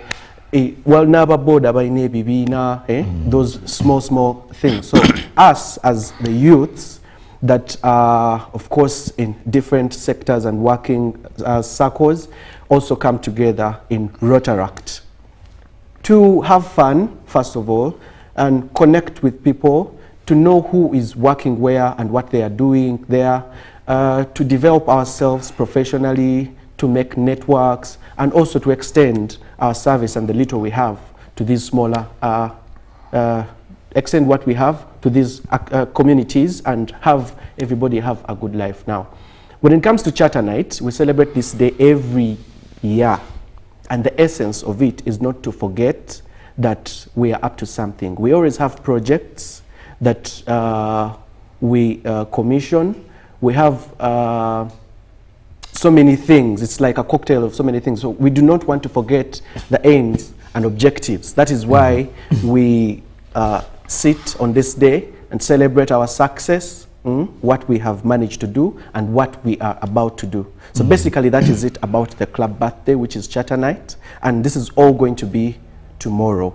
Tomorrow, the venue is going to be Kololo Courts Hotel. The event is starting at exactly 2 p.m. It's a dinner. Of course, we have an after party, right? Definitely. And yeah, a lot of fun is going to be there. We have entertainers and so many things. Basically, it's a celebration to let everybody know that, yes, we are doing a good job and that we are not forgetting the aims and objectives of what exactly we are doing. And of course, celebrating 11 years of endless possibilities is what is encrypted on the shirts of the gentlemen from the Rotaract Club of Kampala East. Ludovic, I need to know, what is so special about this year's Charter Night that has not been there previously with your celebrations? For example, your 10-year celebrations last year. Now, what is the special beat that you have this time around? Now, this is something special that we are going to be celebrating. Kampala East has been involved in several projects. We had a project called Wells of Hope. Now with Wells of Hope, we used to help children of prisoners. Okay. And we did that project so well, and it ended. Then a few years ago, we had what we called East for Chitembo.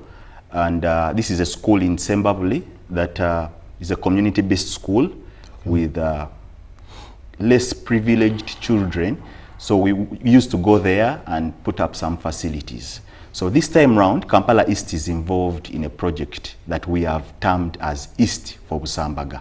Now, East for Busambaga project is a sanitation project because Rotaract or Rotary has those specific areas of focus, mainly the health initiative, education and literacy, and then environment. Maybe you allow me explain all of them. Health initiatives, that's where we are involved in fighting disease. You've heard about the Rotary Cancer Run. That is a project that is involved in fighting diseases. That is cancer. You've heard about the Heart Institute. Recently, our sister club, Mulago, was running for people with heart diseases. Yeah, that is the health initiative sector. Then education and literacy, that's where we go to less privileged schools and build them libraries. We build for them classroom blocks. Like our mother club is handling a project in Sakabusolo. They have a school that they are building. They are doing a lot of buildings and work in that sector of education. And then the third one is the environment. People have heard about the Rotaract Earth Initiative. And recently we had a Rotaract Earth Initiative in Kasese, where Rotaractors went and planted over thousands and thousands of trees. Now that is the sector. So this time for us as Kampala East, we are choosing the literacy project together with sanitation, where we are going to go to Busambaga, that is an orphanage in Entebbe, and we are going to set up toilets for them. I don't know whether our producer has some of the videos of that school, and we play for them for the public to see. So we are fundraising specifically on this Charter Night event tomorrow. We are going to be fundraising money to set up toilets, bathrooms for these students, a kitchen for them, a main hall for them, and that is going to be a special event happening tomorrow. So as we celebrate our legacy of what we've done, and we are happy, and we are sharing a dinner with each other and friends, we shall also be fundraising for that cause. So we want to invite each and everybody, every Ugandan. You are allowed to come. You can just come to Hotel Kololo Courts Hotel tomorrow at 1 p.m. Pay some little fee that is going to facilitate your lunch and the other facilities that we have tomorrow, and then we can fundraise and add a stone.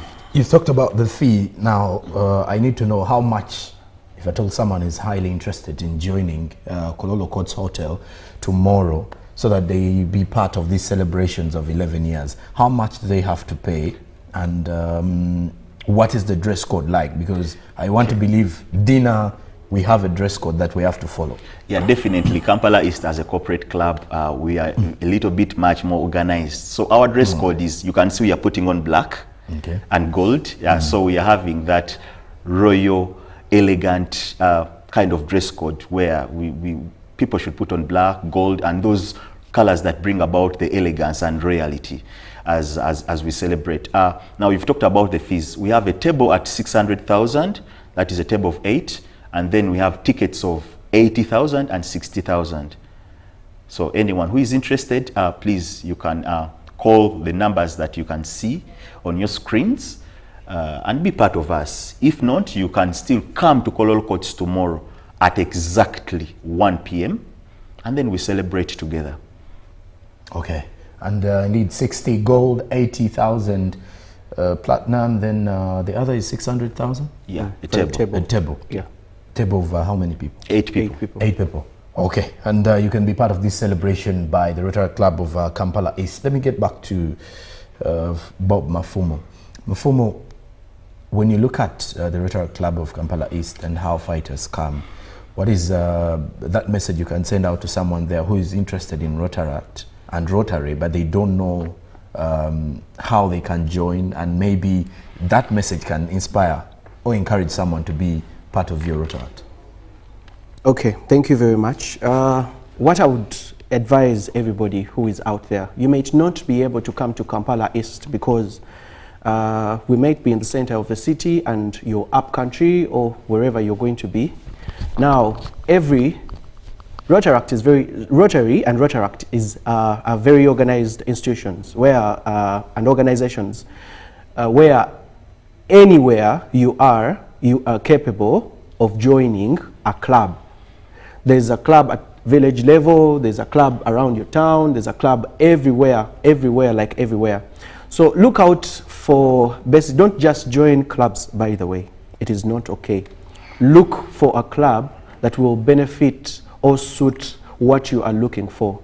It is not about joining. And also, if you are not, how can I say? If you are not ready, it is not something you should just join, because you know Rotary and Rotaract is like a lifestyle.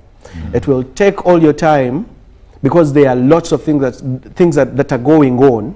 It will take your time. It will get you away from the rest of the other circles because we are busy people. After work, you will go to these projects, you will go to functions and all. So first of all, look for what will suit your need as a person. What exactly are you looking at? Are you looking at grooming yourself professionally? Now, if you're looking at grooming yourself professionally, look for a club that has people of your caliber, people that do what you want, people that do what you love. Otherwise, oyinza okubeera omuyiri binganze, n'ogenda mu group erimu baloya, and you will feel out of place. You will not get anything at the end of the day. And after, Ojagama, hey, you know, I went to these guys and, you know, I didn't get anything. And that's the problem that most of people are getting. So look for the people who do what you want, people that you're going to connect with, people you're going to network with, and have yourself a better person. Do not just join Rotaract because it has vibe.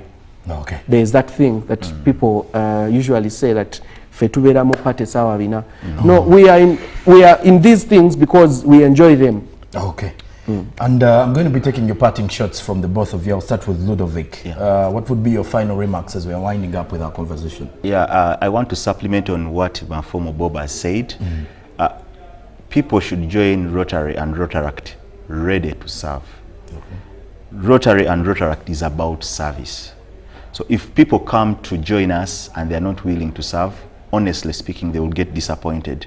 So as Kampala East, we welcome each and every one, but of course we don't take on anyone. Yeah, we take on professionals, people who are ready to serve, people who are willing to sacrifice their time and their monies to help others. So as we close the show, I want to invite each and every one out there, come and join us. If you have our values, if you share the same values that we have, please come and join us and let's serve the community. I want to tell you, Paul Sonko, one of the reasons our, I don't want to go political, but our country and Africa is struggling with service delivery is because people who get into leadership don't go through this formation. With Rotaract and Rotary, you are mentored into putting service above anything, service above self. So once you get into leadership, you are able to know that you are there to serve, because this is a voluntary organization. No, we get nothing from it. We are not paid. Actually, we put in a lot of money for us to serve.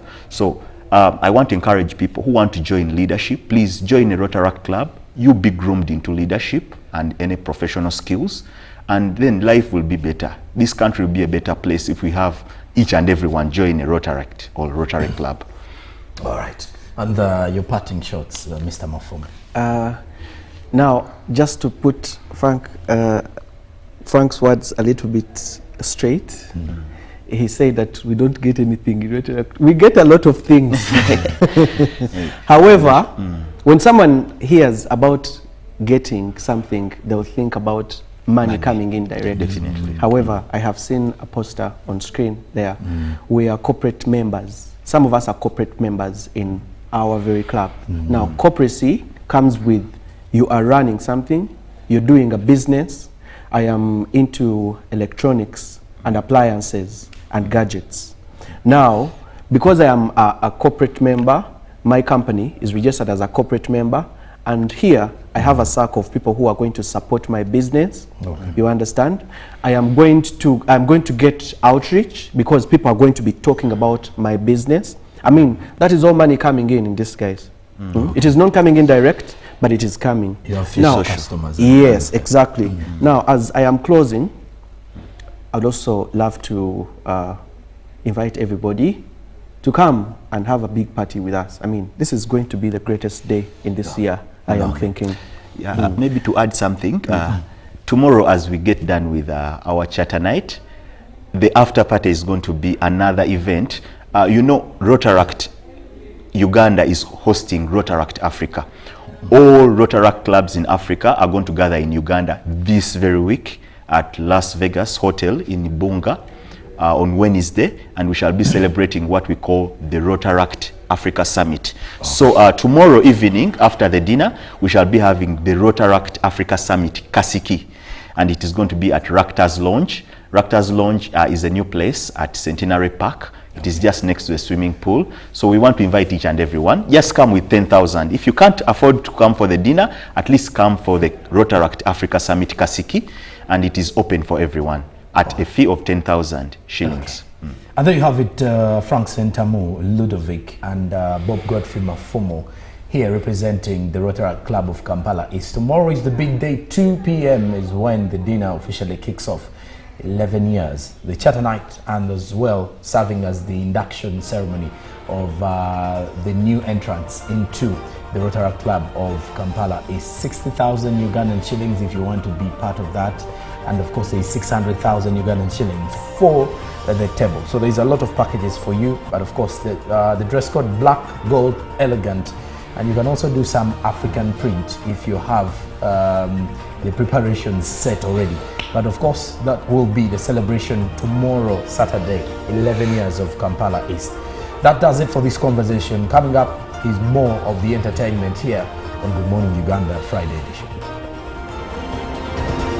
Live from UBC Studios in Kampala, this is Good Morning Uganda. In a nation hungry for truth, a world where every story matters, there exists a beacon of trust and reliability. For decades, they've been our voice and our window to the world, holding the mirror of our history. With 4 TV stations and 11 radio channels spanning 27 languages, they stand as guardians of information, defenders of truth. With Mascari Heritage Advantage, they uphold every citizen's right to reliable and free information. Their archive stories shaped our past and illuminate our present. Yet now, as new challenges arise and the world evolves, their mission faces its greatest test yet. Be part of our journey and let's navigate the unknown, uncover the untold, and safeguard our future together. Tune into your public broadcaster, for it is the intersection of trust and truth. Because to UBC, your story, and every voice matters. UBC, inspiring Uganda. Juko. Yo. Wachikuwa. Check the shopping, man. What's your secret? Uganda, haven't you heard of the parish development model PDM? Yes, I did, but I thought it was just a talk. No, it is real. I and a few friends together formed a circle, accessed money from the PDM, invested in a portrait project, and now things are moving. Juko. I thought I was one of your friends. You are. But you left me behind. I didn't leave you in poverty. What you do, just visit your LC2 chairperson and your parish chief and start the process of economic transformation. Just like that. The parish development model is an initiative from the government of Uganda through the Ministry of Local Government designed to transform all lives of Ugandans for the better. PDM, my parish, my development, my life. Live from UBC Studios in Kampala, this is Good Morning Uganda.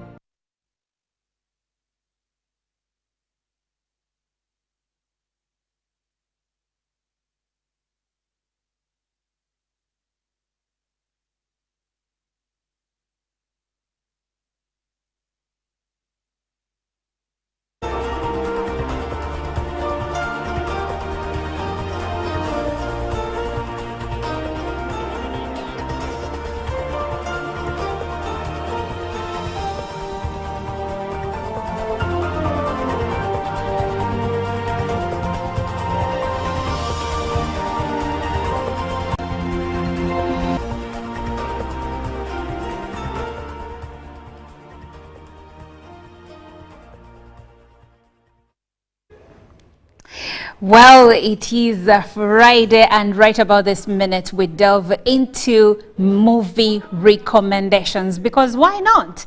It's a weekend, and now I believe we have youngsters that as P7 candidates that are now home waiting to just watch, do chores and have a good time. So this is where we start with our recommendations for this weekend. My name is Olive Monica Najuma, and we start with Afraid, which is stylized as Afraid, a 2024 American science fiction horror film written, produced and directed by Chris Weiss, produced by Columbia Pictures in association with Jason Blum. Now, the plot of the movie follows Maud, Henry and their daughter Amy, who have a new digital family assistant AI program called Aya.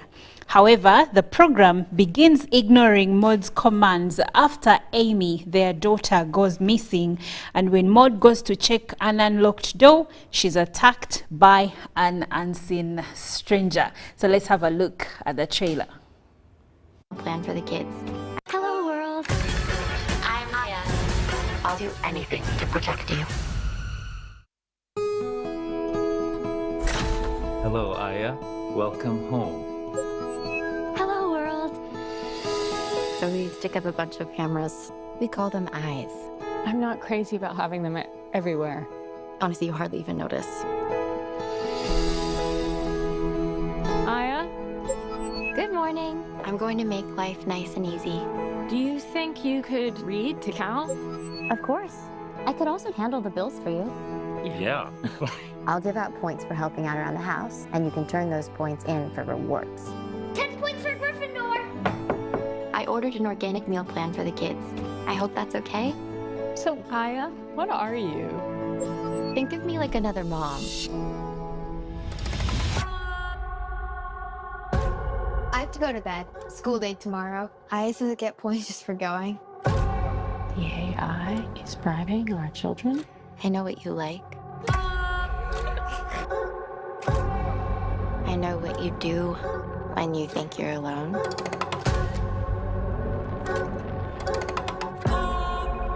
What is this? Okay, first it wasn't me. Everyone sees this. My life is over. Iris, I've already gotten the video off the internet.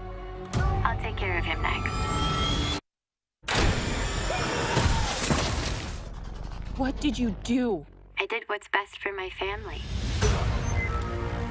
I can show you some videos, but it'll have to be our secret. Mommy? Mama? Daddy? I'm here, Cal. Do you want to meet my friends? Yes. You must promise never to tell.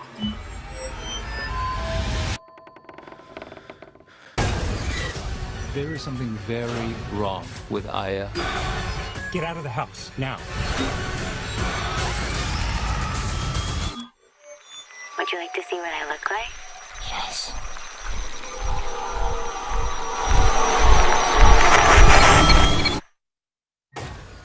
Afraid. Well, in this new world where we are increasingly depending on AI, this movie shows that a home AI that is increasingly interjecting itself into the lives of its owners. And it is starring John Chu as Curtis, Catherine Waterstone as Meredith, and Keith Carradine as Marcus. This and many more are part of the cast, and the movie was released in July 2024, and the first trailer was released revealing its new title, Afraid. Now, moving on, we continue to the next movie, which is Family Park. And it is a 2024 French adventure fantasy comedy film directed by Francois Ozan and written by Hervé Mali and Philippe. And it is an adaptation of the French card game The Werewolves of Miller's Hollow, published by Asmodee. Now, the movie follows a family. Whilst playing a mysterious board game, a family is transported into a medieval land beset by werewolves. Let's have a look at the trailer.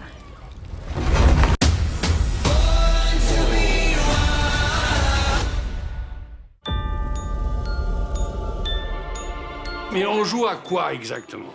Au loup-garou, papa. On joue au loup-garou. C'est la nuit. Tout le village s'endort.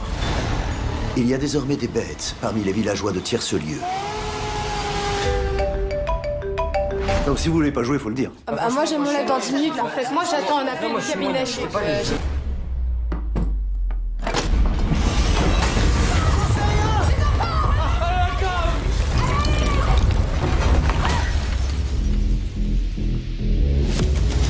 Ça ressemblait déjà à ça tout à l'heure? Bien sûr que non. J'ai des goûts de chiottes, mais pas à ce point-là.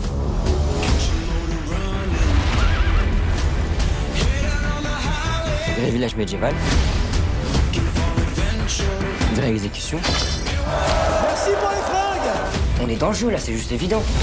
On va tous crever en 1497. Vous venez vraiment du futur. Je suis un artiste. J'aime bien me déguiser. Oui. Super. Comment on rentre chez nous? Pour gagner la partie, il faut démasquer tous les loups-garous et les éliminer avant qu'ils nous éliminent.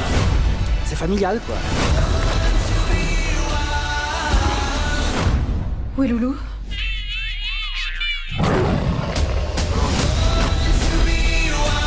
Allons-y. Et demain, on rentre à la maison. Promis. Les bêtes arrivent. Courage, bonhomme. Faut pas retirer la flèche. Ah, ok.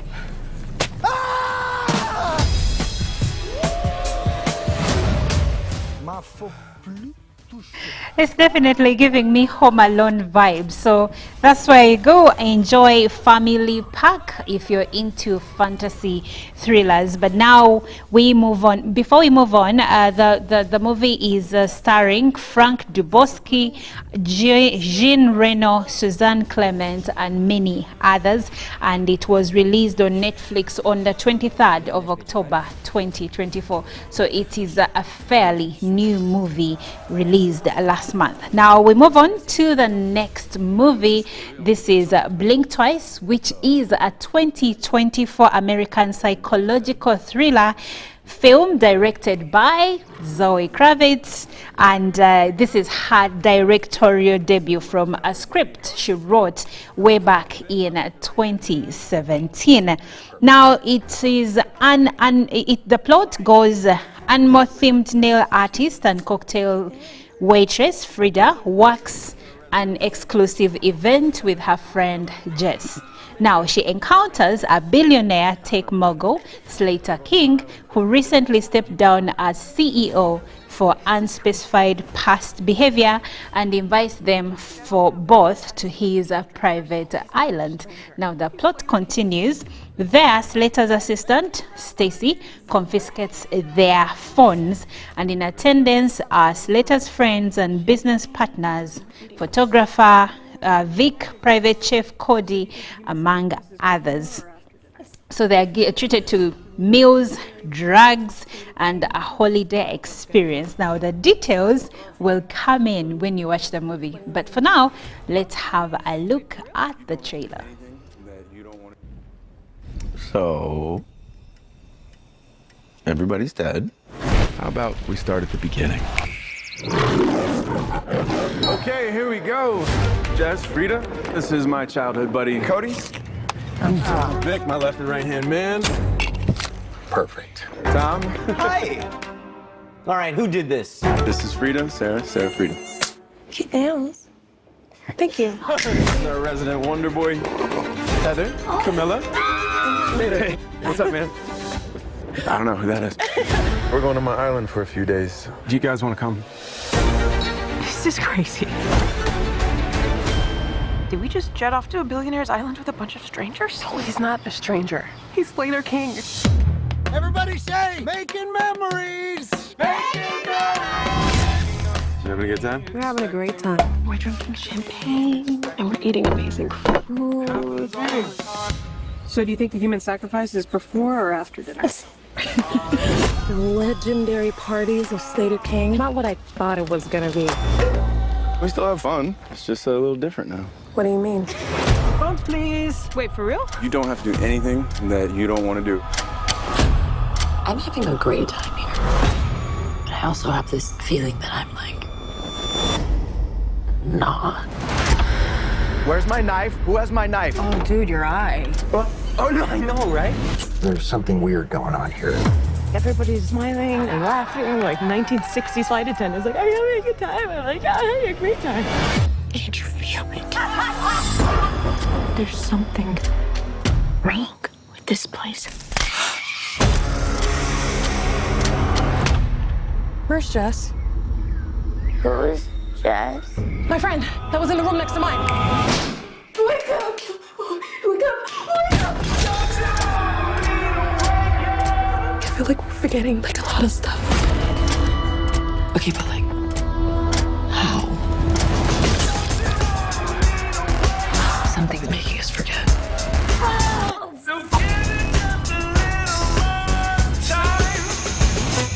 Uh-oh. We need to know what's really going on.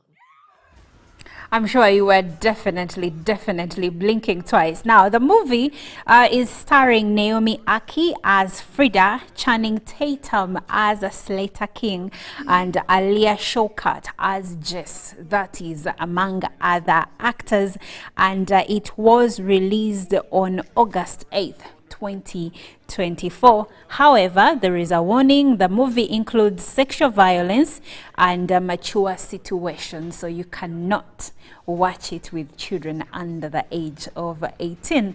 Well, that does it for our movie recommendations for this week. I hope you have a good time, and I will see you again later on because we have an artist that will be entertaining us. But for now, we take a short break, and then Jerome Paul Sonko and Ruben Puma come back next with sports updates.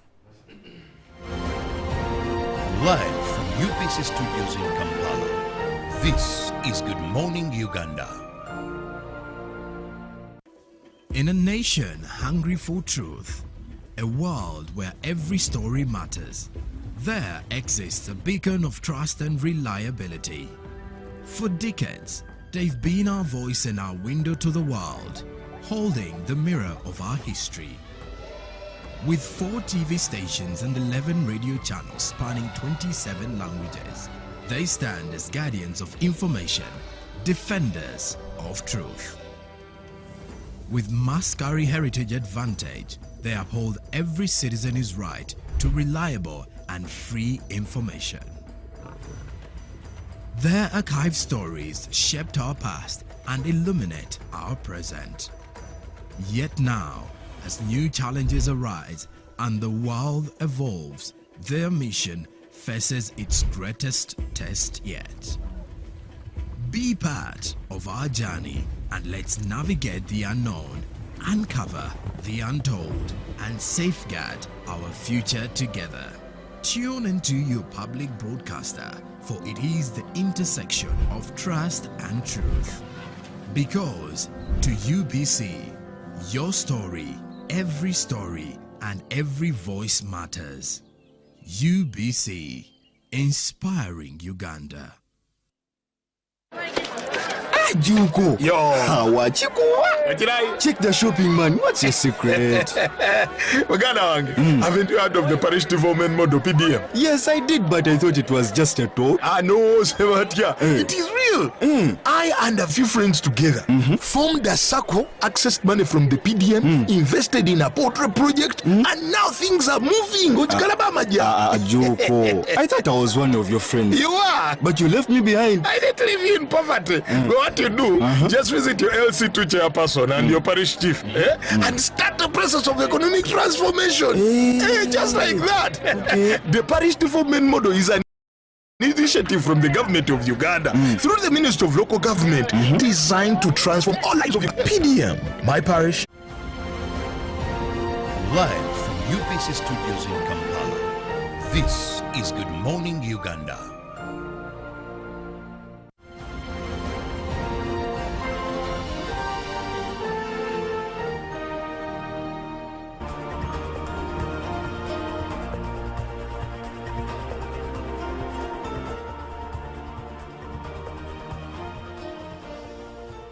Well, good morning, and thank you very much for being part of Good Morning Uganda Friday edition. It's a pleasure to be inspiring you every other morning here on the show. Now, our focus goes to the world of sports. A lot of events are coming up this weekend, and you can look at so many of those, especially from the local scene and also in the international world. That is why I do have Ruben Pima Chivirango here with me to take us through some bit of what to expect starting from today till Sunday evening. Good morning, Ruben. Good morning, how are you? I am well. I saw a gentleman with a trouser here. And for you know my age, I don't understand the fashion. Those are distressed pants and distressed pants. That is our generation. I laughed at him when he was coming to studio, and I asked him, maybe my age, I can't understand this kind of fashion. But the trouser is so big. By the way, good to see you, Sonko. How have you been? I've been well. There was a lady who was here with Monica. Yeah, I saw the lady. Did you see the lady? Yeah, I saw the lady. Those are the ladies we really need in I our wonder life. where such mothers went. I mean, the mothers who gave us such ladies should also come back and give us other such daughters. But anyway, we have the games today. We have the big one, of course, locally here. Express will take on SC Villa.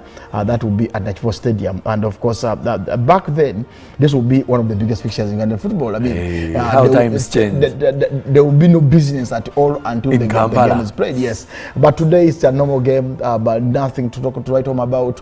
It's no longer the big derby that we used to excite us. The Mukwano Gwabanje Express when I was a young man, completely out watching of form. Express against SC Villa in Wankukuku was the biggest of the day.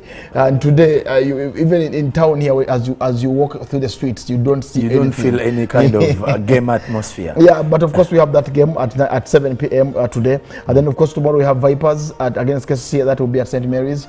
That will be at 7 as well. And then Maroons will take on URA. That will be tomorrow as well at 4 p.m. And then Bali Heroes will take on a Bull. That will be at 3. That will be on Sunday.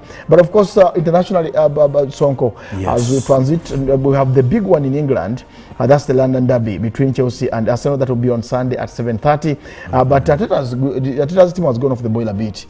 They lost. They only have one draw in the last 4 games. So I think they have lost form. But you know, we couldn't go away to Inter Milan. If you say we knew the who.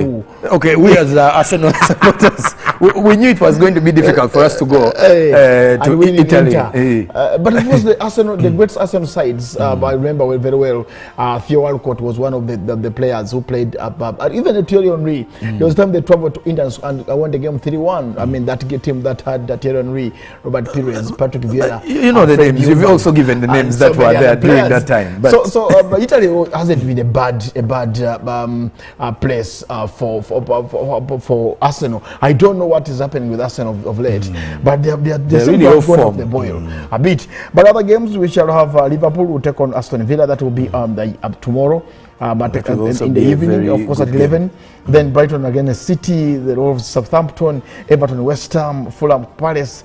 Then Brentford will take on Bournemouth. That will be the game at 6. And of course, in other leagues, I picked out the game in the Serie A between Inter and Napoli. But what makes it exciting is that Antonio Conte was once at Inter. So he's going back to his former bosses. And of course, Lukaku played for both teams. Played at Inter, now he's at Napoli. So there will be a bit of revenge somewhere. The coach and his talisman. Yeah, but Conte left for the national team, I think. When he left Inter, he went to Spurs. He left Inter for Spurs. He wasn't fired by Inter Milan. He would have gone back to show them that you made a mistake. But he asked the club to release him to go to Spurs. So that's the big one in Italy. Other games are just normal games. I mean, Torino, Juventus, Torino. That's a good game as well. The Turin derby between Juve and Torino. But of course, Cagliari, Milan, another normal game. Lecce, Empoli, normal game as well. Of course, in Spain, there will be a few games played, but for me, the peak of the game should be at 11 p.m. on Sunday when Sociedad will take on Barcelona. That's a good game. Yes, both teams love passing that ball. And of course, in Germany, there is a Mainz-Dortmund game. For the neutrals who love to watch Dortmund, they will take on Mainz away in Germany. So let's hope for the best. Let's hope for those. And of course, next Friday it will be Uganda against South Africa. That one is also going to be a big game. To some of us who listen to a lot of music, people are saying it's the Battle of Amapiano. and Chidandali, because the Ugandan culture is doing Chidandali. So where is the piano? So where is the piano? The piano is for the South Africans, and again, it's going to be a battle for the ladies. Who was the most beautiful ladies? If you ask me, I can answer that question. Who was? South Africa or Uganda? I don't think Uganda has some beauties. Okay. You look at Monica. The lady was here. And this lady was here. I think you need to see her well. I will get your glasses and you see the beauty Uganda has. The first one I was taken up by the beauty. At 1:30 p.m. By the way. Yeah, I was really taken up by the beauty. And I asked mothers, can they give us such daughters? And they come back and they come back we have a new breed. At 1:30 p.m. Ruben will return with Mike Sefuma as well as Edwin Kayokule as they talk everything sports, preparing you for the weekend, Uganda Premier League and the European leagues, including some NBA action there. But for now, Good Morning Uganda Friday edition returns with entertainment. We do have an artist performing. Chiraba was also happy to see the lady. But however, there is something that he's a short man. So he doesn't stand the right to own beautiful women. Anyway, I'm just kidding. Olive Monica returns with the artist this morning. Good morning.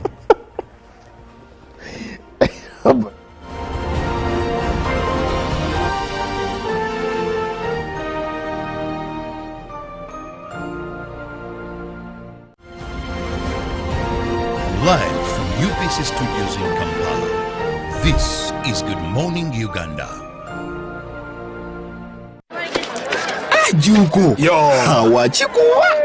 Check the shopping, man. What's your secret? Haven't you heard of the parish development model PDM? Yes, I did, but I thought it was just a talk. No, Sebatia. It is real. I understand.